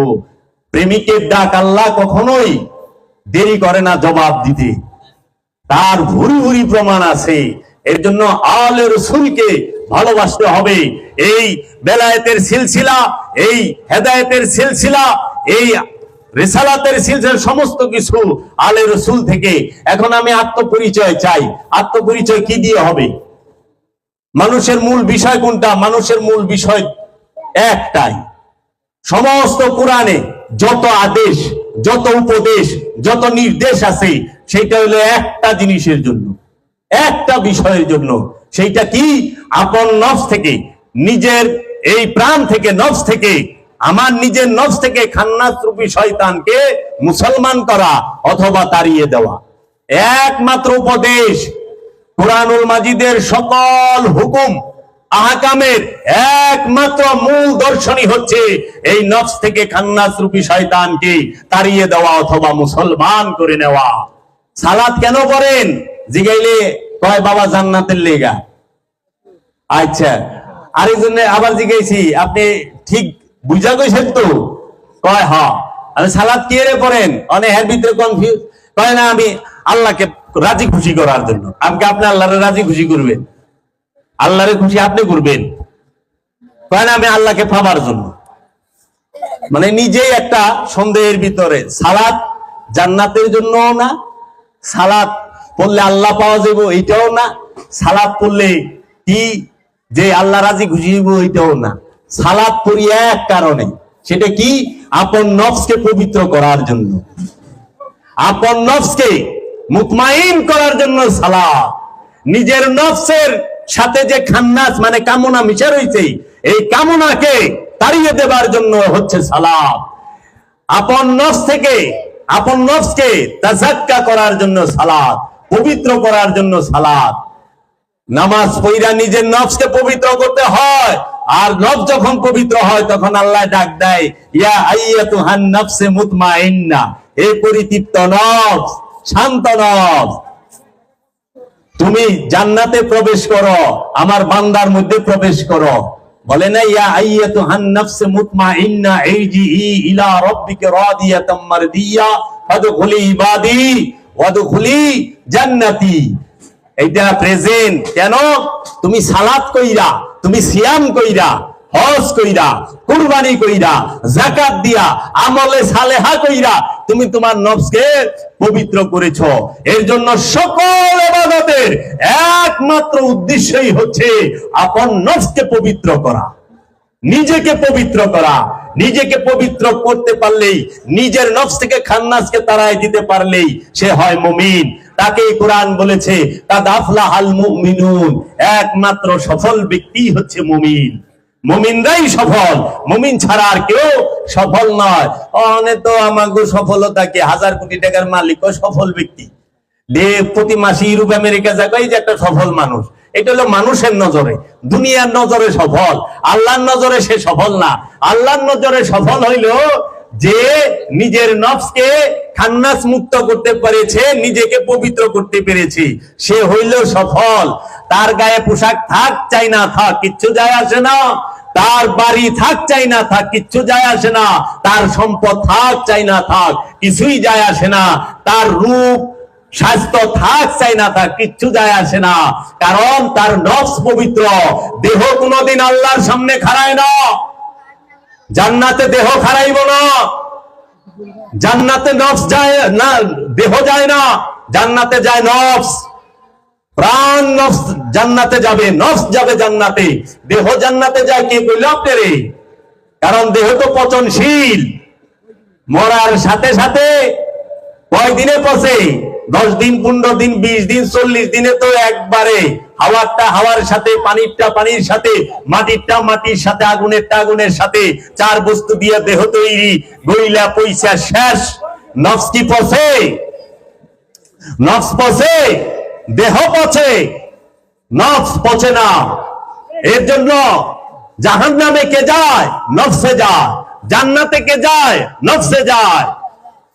জাহান্নামে দেহ যায় না, জাহান্নামে, জান্নাতে দেহ যায় না, নফস যায়। এখন আমাকে তো বুঝাই আলাদা। এই বেকা কুকা হয়ে গেছে দেহ, এই যাতে আমি ব্যঙ্গ করি না, আমারও হইতে পারে, কিন্তু এরকম যে হয়ে যায় এই দেহ লইয়া যদি স্বর্গে যায়, হুরে গো সামনে হুর দেখেই তো পিটিয়ে দিব। আল্লাহ কি আছে আমার সামনে? আরে বিয়া নাক বুঝ হইলে বিয়া বইবার চায় না দুনিয়ায়, সেটা হোক ছেলের হোক মেয়ের। কালা কুটকুটা হইলে কয় কি আমি কালা মেয়ে বিয়া করুম না, কালা ফুলা গেছে বিয়া বম না। আর এরকম বেকা কুকা ফটা ফাপা পচা এই দেহ স্বর্গে যায় হুর, এই মিয়া এটা হলো নফস, পবিত্র নফস। সে হুরের দেখা পাইব, পবিত্র নফস সে রবের দেখা পাইব, পবিত্র নফস সে জান্নাতে অনন্তকাল বসবাস করব। এই নফসের খবরই তো জানে না। কুরআনুল মাজিদে 70 বারের উপরে 100 আয়াতে বলা হয়েছে নফসের কথা। এখন যারা মুফাসসির কুরআন, যারা নিজেদেরকে নিয়ে অনেক অহংকার করে, গর্ব করে যে আমরা অনেক জাননেওয়ালা, আমরা আন্তর্জাতিক খ্যাতি সম্পূর্ণ, কিন্তু তারা আজ পর্যন্ত নফস কি বিষয় বলতে পারলো না। বিশ্বাস করেন, বাবা জাহাঙ্গীরের দয়ায়, বাবা জাহাঙ্গীরের শিক্ষায়, বাবা জাহাঙ্গীরের রহমতে পাঠ পাঠ খুইলা বইলা দেবো নফস কাকে বলে। যদি দেখাইতে না পারি এইখান থেকে আর বললাম না, কোরআন থেকে বলবো, অভিভূত হয়ে যাবেন যে আপনি কে, নফস কি। নফস হচ্ছে সাধনার বিষয়। নফস সম্পর্কে জানতে হলে আল্লাহর ওলির কাছে যাইতে হবে, যে নফসকে চিনে ফেলেছে তার কাছে যেতে হবে, যে বছরকে বছর দাইমি সালাত করেছে, যে মুরাকাবা মুশাহেদার মাধ্যমে এই দেহের ভেতরে যে নফস আছে, এই নফসের সাথে যে খান্নাস রূপী শয়তান মিশে আছে, এবং এই নফসের নিকটে বীজ রূপে আল্লাহ রাব্বুল আলামিন যে রূহ রূপে আছে, সেই 3টি বিষয় এই দেহের ভিতরে আছে। এই দেহের মধ্যে সব সময় দায়মি সালাত করতে হয়, দেহ মনের মধ্যে ভ্রমণ করতে হয়। তাই কোরআন বলেছে সূরা তাওবার 2 নম্বর আয়াতে, ফাসিহু ফিল আরদি আরবাতা আশহুরিনা, তুমি তোমার দেহের মধ্যে 4টা মাস 120টা দিন ভ্রমণ করো, অবশ্যই তুমি রহস্য জগতের কিছু দেখবা। আজ থেকে 1450 বছর আগে এই কোরআন নাজিল হয়েছে। ওই সময় মহানবীর কোন সাহাবার সমর্থ ছিল সারা পৃথিবী ভ্রমণ করার? অর্থ ছিল? ওই সময় প্লেন ছিল, রকেট ছিল, ওই সময় গাড়ি ছিল, মোটরসাইকেল ছিল, বিমান ছিল না। ছিল কি? যানবাহন, হাতি, ঘোড়া, উট, গাধা, খচ্চর। এইটির মধ্যে সইরেই তো যাওয়া লাগতো। তো খচ্চরে সইরা, গাধায় সইরা দুনিয়া ভ্রমণ করবেন, জিন্দিগি পার হয়ে যাব। হাতি লইয়া আটলান্টিক মহাসাগর পার হয়ে ওই পার কেমনে যাইবে? ইউ নৌকাটা ছিল না এরকম। অহংকার, অনেকে তো গজল গায়, ছেড়ে দেড়ে নৌকা যাব মদিনায়। মদিনা হলো মরুভূমি, দুনিয়ার পাহাড়, সবচেয়ে বেশি পাহাড়। মদিনার আশেপাশে কোনো নদী নালা কিচ্ছু নাই, সাগরও নাই, কিন্তু হ্যাঁ নৌকালে মদিনায় যাবো গা। মরুভূমির উপর চলবি? কেমন কথা, একটু হুশ রাখবো। নৌকা লয়াই যাইব গা বন্ধু। হইলো যদি ঘোড়া লয়া যাবো মানাইতো, গাধা চড়া যাবো তাও মানাইতো, নৌকা লয়া তো সম্ভব না। পাহাড় ভেদ করিয়া, বালি ভেদ করে কেমনে যাইবে? আজগুবি কথা। এই বিষয়গুলো আমাদের মাথায় খেয়াল রাখতে হবে। 1450 বছর আগে বলছে মহানবী এবং আল্লাহ যে তুমি পৃথিবীটা ভ্রমণ করো 4টা মাস। সেই পৃথিবী কি? এলে আমি আগেই কইছি, প্রত্যেকটা জিনিসের 2টা দিক, একটা জাহের, একটা বাতেন, একটা ভিতর, একটা বাহির। একটা হইলো এই পৃথিবী সৃষ্টি জগৎ, যেটাকে আরবিতে আর্থ বলা হয়, আর একটা হচ্ছে দেহ পৃথিবী। দেহ পৃথিবী, এই দেহকেও বিভিন্ন তাফসীর কারকগণ বলছে এইটাকেও পৃথিবী বলা হয়েছে। এখন সব সাহাবার পক্ষে সম্ভব না, অর্থের প্রয়োজন। ওই সারা এই সৃষ্টি জগতের যে পৃথিবী, গ্রহ নামক যে পৃথিবী, এইটা ভ্রমণ করা সম্ভব না, কিন্তু দেহ, এই দেহের মধ্যে ভ্রমণ করা সবার লেগে সম্ভব। গরিব দুঃখী অনাথ মিসকিন সবার সম্ভব। এর জন্য হাকিকি কুরবানি সেইটা প্রত্যেকটা মানুষ দিতে পারে, গরিব দুঃখী সবাই, কিন্তু পশুর কুরবানি ধনী ছাড়া দেওয়া যায় না। এর লেগে জাহের আর বাতিন, বাতিনি বিষয়টা হলো সার্বজনীন সবার জন্য, আর জাহেরি বিষয়টা যে মেজাজি অনুষ্ঠান, অনেক 1,50,000-এর নিচে তার গরু পাওয়া যায় না, অনেক 1 লাখ টাকা তো কয়জনের সামর্থ্য আছে গরু কুরবানি দিব, কিন্তু আমিত্বের কুরবানি দিতে তার 1 লাখ টাকা লাগে না, লাগে? আমিত্বের কুরবানি একজন সাধক সে যদি ইচ্ছা করে যে হ্যাঁ আমি আমার নফসকে চিনতে চাই, নিজেকে চিনতে চাই, আমি খান্নাস রূপী শয়তানকে আমার এই নফস থেকে কুরবানি করে দেব, তাড়িয়ে দেব, তখন সে মুর্শিদের মুরাকাবায় ধ্যানে আমিত্বের কুরবানি করতে পারে। এটা সবাই করতে পারে, কিন্তু পশুর কুরবানি সবাই করতে পারে না। যাকাত হাকিকিটা সবাই দিতে পারে, মেজাজিটা সবাই দিতে পারে না। মেজাজি জাকাত, টাকার জাকাত, টাকার মালের সম্পদ যেটা, সম্পদের জাকাত যেটা, এই যে শতকরা 2.5 টাকা, হাজারে 250, লাখে 2,500, এটা ধনী দিব। কিন্তু আল্লাহর বিধান তো ধনী গরিব এরকম হইতে পারে না। আল্লাহর বিধান সবার লেগে সমান। এই যে কয় না আইন সবার জন্য সমান, তা আইন, আল্লাহর আইনে কি বড় লোক ছোট লোক আসেনি, গরিব ধনী আছে নাকি? সবার লেগে সমান। তাইলে মেজাজি জাকাত যেটা সম্পদের, সেইটা ধনী দিতে পারে, আর আমিত্বের জাকাত যেটা, নফসের জাকাত যেটা, এটা প্রতিটা ইমানদার দিবে, প্রতিটা মানুষ দিতে পারে। এই আমিত্বের জাকাত দেওয়া তাই শুনতে হয়ে গেলাম না, কেউ শিখাইলো, কেউ কইলো যে জাকাতও 2 প্রকার, একটা সম্পদের জাকাত, একটা আমিত্বের জাকাত। গরিব মানুষ, ধনী মানুষ, সুস্থ মানুষ, অসুস্থ মানুষ, ফর্সা মানুষ, কালা মানুষ, মোটা মানুষ, চিকুন মানুষ, সবার লেগে আমিত্বের জাকাত ফরজ। আমিত্বের জাকাত যেই পর্যন্ত না দিবে জান্নাতে যাইতে পারবো না, কিন্তু মালের জাকাত শুধু ধনীর লেগা ফরজ, ধনী দিব, গরিব রে ওটাকে কোরআনের ভাষায় সাদকা বলা হয়েছে, ওটাকে জাকাত শব্দ উচ্চারণ করা হয় না। জাকাত হচ্ছে হাকিকি। এর জন্য হজ এইটাও তাই, আনুষ্ঠানিক যে হজ, সৌদি আরবের মক্কা শরীফে যায় যে হেরেম শরীফ তওয়াফ করা, এটা গরিবের পক্ষে সম্ভব হয় না, কিন্তু এটা তো ফরজ ইবাদত, গরিবের পক্ষে সম্ভব হয় না, ধনীরা করতে পারে। তাহলে গরিব কোন হজ করব? এই দেহ কাবা এবং দিল কাবার হজ করবে, হাকিকি কাবার হজ করবে, আপন রসুলের নূরের চেহারা মুবারকের তওয়াফ করবে। যে একজন আল্লাহর ওলি সে নিজেই জিন্দা কাবা, যেই কাবায় আল্লাহ জাত রূপে থাকে, হাকিকি রূপে থাকে। আল্লাহর রসুল মহানবী হযরত মুহাম্মদ সাল্লাল্লাহু আলাইহি ওয়াসাল্লাম সে কাবারও কাবা, বাবারও বাবা। কাবা তওয়াফ মুহাম্মদ সাল্লাল্লাহু আলাইহি ওয়াসাল্লাম করে না, কাবাই মুহাম্মদ সাল্লাল্লাহু আলাইহি ওয়াসাল্লামকে তওয়াফ করে। কারণ মুহাম্মদ সাল্লাল্লাহু আলাইহি ওয়াসাল্লাম কাবায় ঢুকছে দেখাই কাবার মর্যাদা বাইরে গেছে, পারছে না। ইব্রাহিম নবী, আদম নবী কাবা বানাইছে দেখা কাবা হইছে।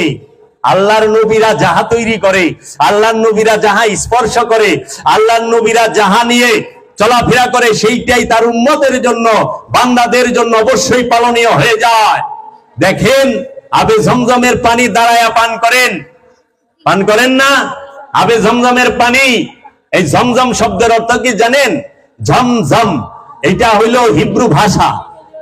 আমরা যেরকম বাংলায় বলি না থাম থাম, ইংরেজিতে বলি না স্টপ স্টপ, এই জমজম মানে থামো থামো, মানে পানি এত পরিমাণ বলকায় উঠতেছিল যে কাবাটাই ডুবে যাওয়ার সম্ভাবনা, কারণ কাবার খুব নিকটে তো মসজিদুল হেরেমের। এর জন্য মা হাজেরা বলছে জম জম, থামো থামো, থাইমা গেছে। এই জমজমের পানি দাঁড়ায়া পান করতে হয়। কেন মা হাজেরা দাঁড়ায়া পান করছে? হযরত ইসমাইল আলাইহিস সালাতু ওয়াস সালামকে দাঁড়ায়া পান করাইছে এর জন্য। তাহলে দেখেন মা হাজেরা কিন্তু নবী না, সে ওলি, সে ওলি। ইসমাইল আলাইহিস সালাতু ওয়াস সালাম সে নবী, কিন্তু মা হাজেরা ওলি। ওলি সে জমজমকে থামতে বলে, জমজম থাইমা যায় পানি। দেখেন ওলির মর্যাদা রবের কাছে কত পানি। আর ইসমাইল নবী সে নবী তার পায়ের লাঠিতে জমজম কূপ হয়। তাইলে পায়ের লাঠিতে, নবীর লাঠিতে কূপ হইল, তাহলে নবী কত মর্যাদাবান, নবী কত মর্যাদাবান। নবীর পায়ের লাঠিতে আজ পর্যন্ত এখন সব হাজিগো জমজমের পানি খেলে পবিত্র হয়ে যায় দিল, তাই না, গুনাহ মাফ হয়ে যায়। ইব্রাহিম নবী পাথরের উপরে দাঁড়াইছে, সেটা মাকাম ইব্রাহিম হয়ে গেছে। এখন পৃথিবীর সমস্ত হাজিরা সেখানে মুসাল্লা লয়া মুসাল্লা গ্রহণ করে। সূরা বাকারার 125 নম্বর আয়াতে আল্লাহ বলছে মাকাম ইব্রাহিম থেকে মুসাল্লা গ্রহণ করো। তাহলে নবী যেখানে দাঁড়াইলো ওইটা মুসাল্লা হয়ে গেল, নবী যেটা তৈরি করলো ওইটা কাবা হয়ে গেল, নবী যেটা লাথি মাইরা তো পয়দা করলো সেটা জমজম হয়ে গেল, সেটা দাঁড়ায়া পান করা তাজিম হয়ে গেল। মহানবী যেটারে চুম্বন করলো আজীবন তোমাকে চুম্বন করা ফরজ হয়ে গেল। ওইখানে চুম্বন দিলে তোমাকে গুনাহ মাফ হয়ে যাইব। ওটা কি পাথরের মূল্য না নবীর হাতের স্পর্শের, কদম মুবারকের স্পর্শের মূল্য? কোনটা? মানুষ দিয়া কোন খোদারে বোঝ? মানুষের বাইরে কি খোদা আছে? মুমিনের বাইরে খোদা থাকে না। খোদাকে যাহারা পেয়েছে তাহারা নবীর মধ্যেই পেয়েছে, রসুলের মধ্যেই পেয়েছে, মুমিনের মধ্যেই পেয়েছে, ওলিদের মধ্যেই পেয়েছে, আউলিয়া কেরামদের মধ্যে পেয়েছে, আব্দুহুদের মধ্যে পেয়েছে। আবার শয়তান পাইলেও মানুষের মধ্যেই পাইছে, কারণ শয়তান মানুষের বাহিরে থাকে না, শয়তান থাকে মানুষের কলবে, দেহে থাকে না, কলবে। এর জন্য দয়াল বাবা জাহাঙ্গীর বলেছে কি, মানুষ শয়তানেরও রহস্য, মানুষ আল্লাহরও রহস্য। শয়তান প্রকাশ্য রূপে থাকে মানুষের মধ্যে, আর আল্লাহ প্রকাশিত রূপে, বিকশিত রূপে, জাত রূপে থাকে মুমিনের মধ্যে, মুমিনের সাথে, মুমিনের কলবের নিকটে, মানুষের মধ্যে না। মানুষ আর মুমিন এক না, আমানু আর মানুষ, ইনসান এক না, মর্যাদার ডিফারেন্স। আপনিও মানুষ, এই যে এনে বইয়া ছিল পুলিশ, হ্যাঁ তো মানুষ, কিন্তু এর তো ড্রেস পরলে কেউ মানুষ কয় না, কয় পুলিশ আইছে। আর আমি যদি কেউ মানুষ আইছে কয় তোর ভুল, কয় পুলিশ আইছে। হ্যাঁ পুলিশ হইলো কেমনি? ওইটা হলো তার অর্জন, পদবী, ওই স্থানে সে আছে।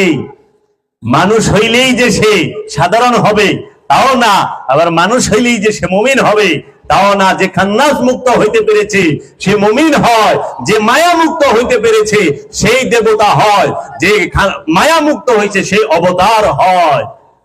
বুঝতে হবে। তো কাজেই আমরা সেই আধ্যাত্মবাদের শিক্ষা কে দিবে? মাওলা আলী। দেখেন তো, মাওলা আলীর চোখের সামনে মাকে শাহাদাত করা হয়েছে, মাওলা আলী কিছু বলছে, প্রতিশোধ নিছে না। মাওলা আলীর চোখের সামনে মহানবী যখন উফাত লাভ করে, মহানবীর উফাতের সময় মাত্র ইতিহাসে আসে 12 জন, 13 জন, 22 জন এইরকম সাহাবায়ে কেরাম উপস্থিত ছিলেন মহানবীকে রওজায় রাখার সময়। অন্যরা কই গেল? এই 1.5 লাখ সাহাবী। মাওলা আলী কি কেউর বিরুদ্ধে অভিযোগ করছে, প্রতিশোধ লইছে? না। আচ্ছা, মাওলা আলীকে তার অনুসারী আব্দুর রহমান, যিনি মুলজেমের ছেলে, সালাতরত অবস্থায় শাহাদাত করলো, আঘাত করলো। তাও আবার কবে? 20 রমজানের দিন, 18 রমজানের দিন, রোজার মধ্যেই। রোজার মধ্যে আল্লাহ শয়তান বাইদা হালা টাইট করিয়া আব্দুর রহমান ইবনে মুলজেমের এই কুমন্ত্রণা কে দিল? মাওলা আলী রে, মাওলায়ে কায়নাত আলী কারামাল্লাহু ওয়াজহু, আল্লাহর কারামের চেহারা যে, আলী কারামাল্লাহু ওয়াজহু, ওয়াজহু মানে চেহারা, কারামাল্লাহু আল্লাহর রবের যে কারামত, সেই কারামতের চেহারাই হচ্ছে মাওলা আলীর। মাওলায়ে কায়নাত, সমস্ত কায়নাতের মাওলা, তাকে শাহাদাত করলো 20 রমজানে শাহাদাত বরণ করলেন। মাওলা আলী তো কখনো, মাওলা আলীর আঘাত করছে মাথা মুবারক এইখানে তরোয়াল দিয়া, যখন তাকে আটকাইছে বলে ওরে কিছু করো না, ওরে ক্ষমা করে দাও, ওরে ক্ষমা করে দাও। মাওলা আলী যখন হোশ ফিরছে তখন বলে আব্দুর রহমানকে কিছু খাইতে দিছ? এই হইল মাওলা আলী। তেরা বাচ্চা নূর কা, প্রত্যেকটা আওলাদ নূরের আওলাদ, তারাই সবুরের সর্বশ্রেষ্ঠ মকামে, ধৈর্যের, মুস্তাকিমের শ্রেষ্ঠ মাকামে আছে আলে রসুল, মহানবীর আওলাদগণ। মাওলা আলী তো কোনো অভিযোগ করলো না, মাওলা হাসানকে শাহাদাত করা হলো। মাওলা হাসান তো অভিযোগ করলো না, মাওলা হাসানকে তো নানাজির পাশে শুইতে দেওয়া হইল না, মদিনা শরীফের রওজার পাশে নানাজির রাখতে দেওয়া হইল না। ও অভিযোগ তো করলো না। পাইছেন কোন ইতিহাস অভিযোগ করছে? না। হযরত যায়েনব বলেছেন মা বাবা হাসান আলাইহিস সালাতু ওয়াস সালাম এবং মাওলা হুসাইন সম্পর্কে যে আমিরে হাসান গরিবে হুসাইন। কেন আমিরে হাসান বলেছে? মাওলা হাসান ওসিয়ত করেছিলেন ইমামে হুসাইন আলাইহিস সালাতু ওয়াস সালামের কাছে, ভাই আমাকে যখন শাহাদাত করা হবে, ইন্তেকাল করব, তুমি আমাকে নানাজির পাশে রাখো, আমার কবরটা আমার মাজারটা নানাজির পাশে কইরো। ওই সময়কার যে গভর্নর ছিল ওয়ালিদ বিন উতবা, সে পারমিশন দেয় না। যখন করতে গেছে, মাওলা হাসানকে রাখতে গেছে, সৈন্যবাহিনীর তীরের বৃষ্টি হয়েছিল মাওলা হাসানের দেহ মুবারকের উপরে, লাশের উপরে। ওই তীরের আঘাতে যে কাপড় ছিল, যে জামা ছিল, রক্তাক্ত হয়ে গেছে। তখন ওইখান থেকে ফেরত আনতে মাওলা হুসাইন বাধ্য হয়েছে। আইনা বড় সাহাবায়ে কেরাম যারা বয়োজ্যেষ্ঠ ছিল, তারা বলছে জান্নাতুল বাকিতেই রাখেন, তাও সংঘাত থামু। তখন আবার ফেরত নিয়ে আসছে। জগতে ইতিহাস আছে যে দেহ যখন নিয়ে যায় ঘর থেকে বের করে, ওইটা আবার ফেরত আনে বাড়িতে? নাই, আলে রসুলের সাথে তো হয়েছে, মাওলা হাসানের সাথে। আরবি ইতিহাস পড়েন, তাই না দিবেন। তখন ওই জামা পাল্টায়া তারপরে নতুন জামা দেওয়া হয়েছে, তারপরে জান্নাতুল বাকিতে রাখা হয়েছে। আর গরিবে এজন্য বলা হয় আমিরে হাসান, দুইবার জামা পাইছে, দুইবার জামা পাইছে যাওয়ার সময়। আর গরিবে হুসাইন, মাওলা হুসাইন আলাইহিস সালাতু ওয়াস সালামকে যখন কারবালায় শাহাদাত করা হয়, কে শাহাদাত করেছে? মুনাফিকের দলেরা। ওইখানে কোনো কাফের ছিল না, মুনাফিকরা ছিল। ওইখানে কোনো হিন্দু ছিল না, ওইখানে কোনো বৌদ্ধ ছিল না, ওইখানে কোনো খ্রিস্টান ছিল না, ওইখানে কোনো ইহুদি তাও মং ধর্মের অনুসারীরা ছিল না। ওইখানে ছিল এই লেবাসধারী মুনাফিকের দল, এজিদের 5 আটা গোলামেরা, 33,000 সৈন্য। তাহারা যখন মাওলা হুসাইনকে শাহাদাত করে, মাওলা হুসাইনের মাথা মুবারকের মধ্যে মহানবীর পাগড়ি, যে আমামা যুদ্ধ করতেন, মুকুট যেটা, সেটা ছিল, মহানবীর জামা মুবারক ছিল মাওলা হুসাইনের দেহ মুবারকে। মাওলা হুসাইনের হাতে মহানবীর আংটি মুবারক ছিল, মহানবীর হাতে জুলফিকার ছিল, মাওলা হুসাইনের হাতে জুলফিকার ছিল। যখন এজিদের সৈন্যরা এই সীমার মাওলা হুসাইনকে শাহাদাত করে, মাথা থেকে মুকুট ছিনিয়ে নেয়, দেহ মুবারক থেকে। ওই অভাবের সময়, তো ওই সময় জামা ছিল না, তো জামা খুইলা লয়ে যায়। হাতে আঘাতে হাতের আঙ্গুল ফুইলা গেছে, আংটি মুবারক তো দামি, এই আংটি বাইর করতে পারে নাই, এই আঙ্গুলটা পর্যন্ত কাইটা ফেলাইছে, কাইটা তারপর আংটি বাইর করে আনিছে। সম্পূর্ণ জুতা মুবারক, জামা মুবারক সব খুইলা লয়ে গেছে, উলঙ্গ করে দেহ মুবারক রেখে দিয়েছে। এগুলো বলতেও খুব কষ্ট লাগে। এই উপহার দিয়েছি আলে মোহাম্মদ, আলে রাসূল সাল্লাল্লাহু আলাইহি ওয়াসাল্লামকে, যে কাপড় নসিব হয় নাই। 33,000 সৈন্যের ঘোড়া চালায় দেওয়া হয়েছে দেহ মুবারকের উপর দিয়া। ঘোড়ার পায়ের সাথে মাংসগুলো চলে গেছে। কে রাখছে মাওলা হুসাইনকে রোজায়? কে জানাজা দিচ্ছে? তারা তো মাথা মুবারক লয়ে কুফায় গেছে গা, কুফার থেকে সিরিয়া দামেস্কে গেছে গা। তারা এনামের জন্য, পুরস্কারের জন্য পাগল। এইদিকে রসুলের নওয়াসা, রসুলের কলিজার টুকরা কে? মহানবী বলেছে হুসাইন মিন্নি ওয়া আনা মিনাল হুসাইন, আমি হুসাইন থেকে, হুসাইন আমার থেকে। যেই হুসাইন আলাইহিস সালাতু ওয়াস সালাম মহানবী যখন সিজদায় রত, মাওলা হুসাইন মহানবীর পিঠ মুবারকে বসে আছে। রুহুল আমিন এসে বললেন, ওহী নাজিল হলো, ইয়া রাসূলুল্লাহ, যেই তুমি ইমামে হুসাইন নিজের ইচ্ছায় পিঠের থেকে না নামে ওই পর্যন্ত আপনি মাথা উঠায়েন না। আল্লাহর হাবিব আমরা যখন সিজদায় যাই বলি সুবহানা রাব্বিয়াল আলা, এইটা 3 বার পড়ি। মহানবীকে 72 বা 73 বার পড়ায় ছাইরা দিছে। মহানবী তাও মাথা মুবারক উঠায় না। বলছে সাহাবায়ে কেরাম পিছনে দেখে এত দেরি কেন, কি হইল মহানবীর? একজন উঠছে, উঠে দেখে মাওলা হুসাইন মহানবীর পিঠের উপরে, আর পিঠটাও তো এমন ভাবে থাকে খুব সুন্দর পজিশনে, শিশু বয়স তো উঠা বইসা পড়ছে। তখন রবের আসছে যে আপনি মাথা উঠায়েন না, কারণ লড়লেই মাওলা হুসাইন পড়তে পারে। মাওলা হুসাইনের দিকে আল্লাহ রাব্বুল আলামিনও খেয়াল রাখে, রুহুল আমিনও খেয়াল রাখে, আল্লাহর হাবিবও খেয়াল রাখে যে না, নড়া যাবে না। সাহাবায়ে কেরাম একজন আরেকজন এরকম ধাক্কা দিয়া উঠাইতে উঠাইতে সবাই উঠাইছে। দেখো এই সুন্দর দৃশ্য জীবনে আর কোনোদিন পাবা না।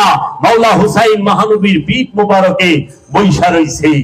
মাওলা হুসাইন স্বইচ্ছায় যখন উঠছে তখন মহানবী মাথা মুবারক উঠাইছে।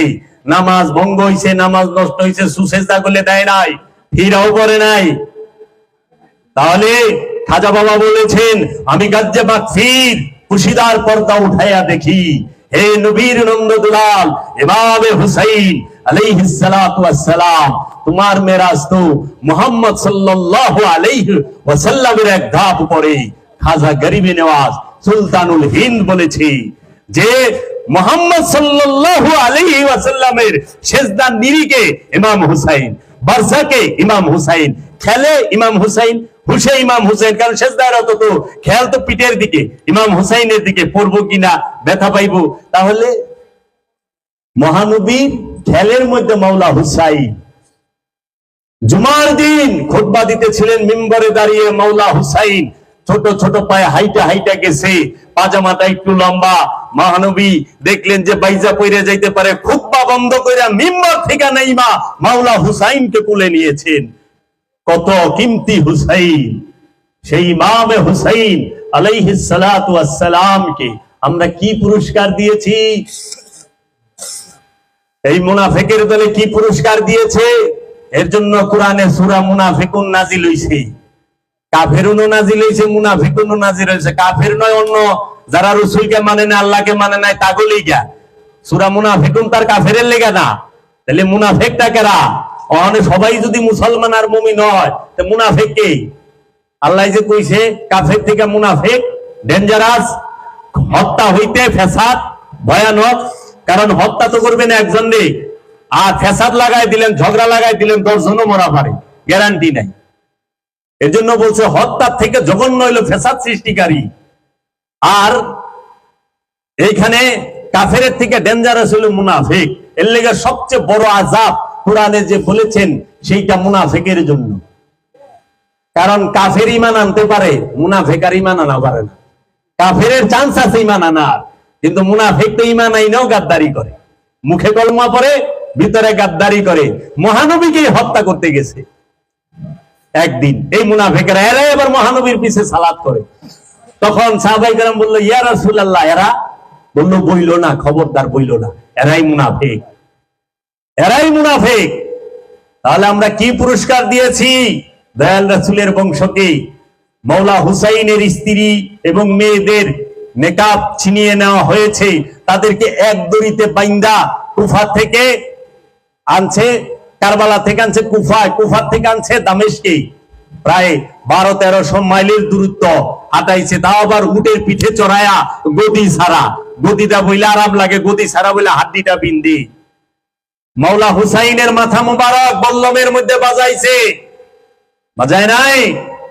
ওই বল্লমে থাকা অবস্থায় তো মাওলা হুসাইন কোরআন তেলাওয়াত করেছে। তাইলে মাওলা হুসাইনের বংশ ছেলেদেরকে জেলে 2 বছর বন্দী করে রাখছে। কে করছে? কোন ইহুদি খ্রিস্টানে, কোন জৈন তাওয়ে, কোন হিন্দুস্তানি হিন্দুরা না, ওই নামদারি মুনাফিকেরা।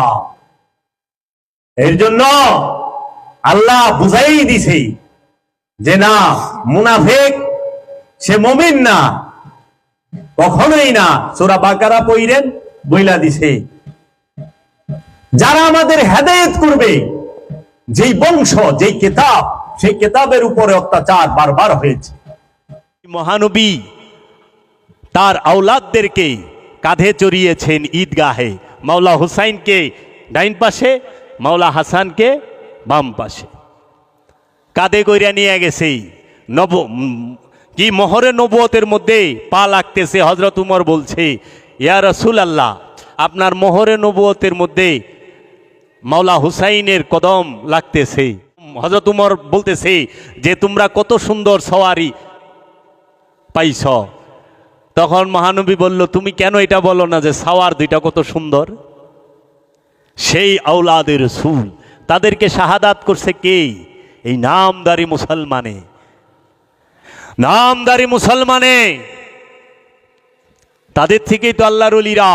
এর জন্য সমস্ত উলিয়া উলিয়ায়ে কেরামরা আলী আলী করে দেখেন, কারণ অলির জন্মই আলী আলী করতে করতে, কালান্দারের জন্মই হয় আলী আলী করতে করতে, কারণ কালান্দার হচ্ছে মাওলা আলীর এক রূপের নাম। আর এখন এই আলী আলী করলে কয় কি হিয়া হয়ে গেছে। এর লেগে ইমাম শাফি, যিনি ইমাম আহমদ বিন হাম্বলের ইমাম উস্তাদ, ইমাম আহমদ বিন হাম্বল হচ্ছে সর্বশ্রেষ্ঠ হাদিস বেত্তা। উনি মানে সবচেয়ে বেশি হাদিস যার, সবচেয়ে বড় হাদিসের কিতাব লেখক যিনি ইমাম আহমদ বিন হাম্বল, ওনার উস্তাদ।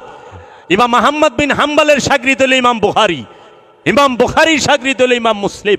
এরা এই ইমাম শাফি রহমাতুল্লাহ আলাইহি বলেছেন যে যদি কেউ বলে যে পাক পাঞ্জাতনকে ভালোবাসার কারণে, মাওলা আলীকে ভালোবাসার কারণে রাফিজি হয়ে গেছে, সিয়ার থেকেও ডেঞ্জারাস এক ফেরকা, তার নাম রাফিজি।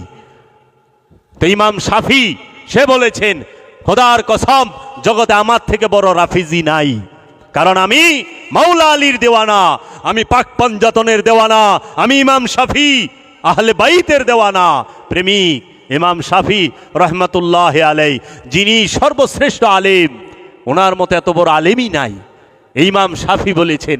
তাহলে আজকে শিয়া সম্প্রদায় আর ওহাবি সম্প্রদায় যারা, তারা আধ্যাত্মবাদ মানে না। শিয়া ফেরকার অনুসারী যারা, তারা কিন্তু আল্লাহর ওলি মানে না, তারা পাক পাঞ্জাতন মানে, 12 ইমাম 14 মাসুম মানে, কিন্তু বড় পীর আব্দুল কাদের জিলানী আলাইহিস সালাতু ওয়াস সালাম গাউসে পাককে 420 কয়, 420 কয়, নাউজুবিল্লাহি মিন যালিক, বাটপার কয় তারা। খাজা বাবারে নাউজুবিল্লাহ। আর ওহাবিরা তো মানেই না। এর জন্য ওহাবি আর শিয়া এই দুইটা ফেরকা হইল টেকার এই পিঠ আর ওই পিঠ, টেকা একটা মুদ্রার একটা কয়েনের এই পিঠ আর ওই পিঠ, এই পিঠে তাল গাছ আর ওই পিঠে শাপলা, কিন্তু কয়েন একটাই, বুঝছেন না? এই পিঠে রয়্যাল বেঙ্গল টাইগার, ওই পিঠে আমাগো পার্লামেন্ট, এইরকম যে এক ছাপ থাকলে। এর জন্য একমাত্র আলে রসুলকে হৃদয়ে ধারণ করছে, মোহাম্মদী নূরকে হৃদয়ে ধারণ করছে আল্লাহর ওলিরা। এই আল্লাহর ওলিদের পায়রবি করতে হবে যদি নিজেকে চিনতে হয়, এছাড়া কোনো উপায় নাই। কত দলিল লাগবো কোরআন থেকে, হাদিসের দলিল তো পরে দিমু, কোরআন দেখেন না, হুবহু অনুবাদ করেন। কোরআনে কইছে ইয়া আইয়ুহাল্লাযিনা আমানু, হে ঈমানদার, আনে অর্থ করে দিয়েছে হে মুমিনগণ। মুমিন আরবি শব্দ, আমানু আরবি শব্দ। আমানুর বাংলা অর্থ মুমিন হইল কেমনে? আর আমানু হচ্ছে ছাত্র, মুমিন হচ্ছে শিক্ষক, মুমিন হচ্ছে মুক্তিপ্রাপ্ত, আর আমানু হচ্ছে খান্নাত যুক্ত। এক লাইনে যদি আমানু আর মুমিনের তফাৎ বলা হয়, আমানুর সাথে শয়তান থাকে আর মুমিনের সাথে আল্লাহ থাকে। মুমিনের সাথে শয়তান থাকে না, আর আমানুর সাথে আল্লাহও থাকে না। আমানুর সাথে শয়তান থাকে বীজ রূপে, দুর্বল রূপে, অতি দুর্বল রূপে, কিন্তু মুমিনের সাথে শয়তান থাকেই না। মুমিন খান্নাস মুক্ত, তার মধ্যে আল্লাহ থাকে। আল্লাহ কোরআনে কইয়া দিছে, ইন্নাল্লাহা মাআল মুমিনিন, নিশ্চয় আমি আল্লাহ মুমিনদের সাথে থাকি। আল্লাহ তো কয় না আমি আমানুর লগে থাকি। তাহলে মুমিনের অর্থ বাংলায়, আমানুর অর্থ বাংলায় মুমিন করলেন কেমনে? যেখানে রু শব্দ আইছে, এই যে কদর রাত্রি আসতেছে সামনে, রোজা না? সূরা কদরে ইন্না আনজালনাহু ফি লাইলাতুল কদর ওমা আদরাকা মা লাইলাতুল কদর লাইলাতুল কদরে খায়রুম মিন আলফি শাহর তানাজ্জালুল মালাইকাতি ওয়ার রূহ। এই যে ওয়ার রূহ, এই রুহের বাংলা করে থিয়া দিছে কোরআন অর্থ, অথচ কোরআনের আরবিও, আরবিতে কোরআন, বাংলায়ও কোরআন, কোরআনের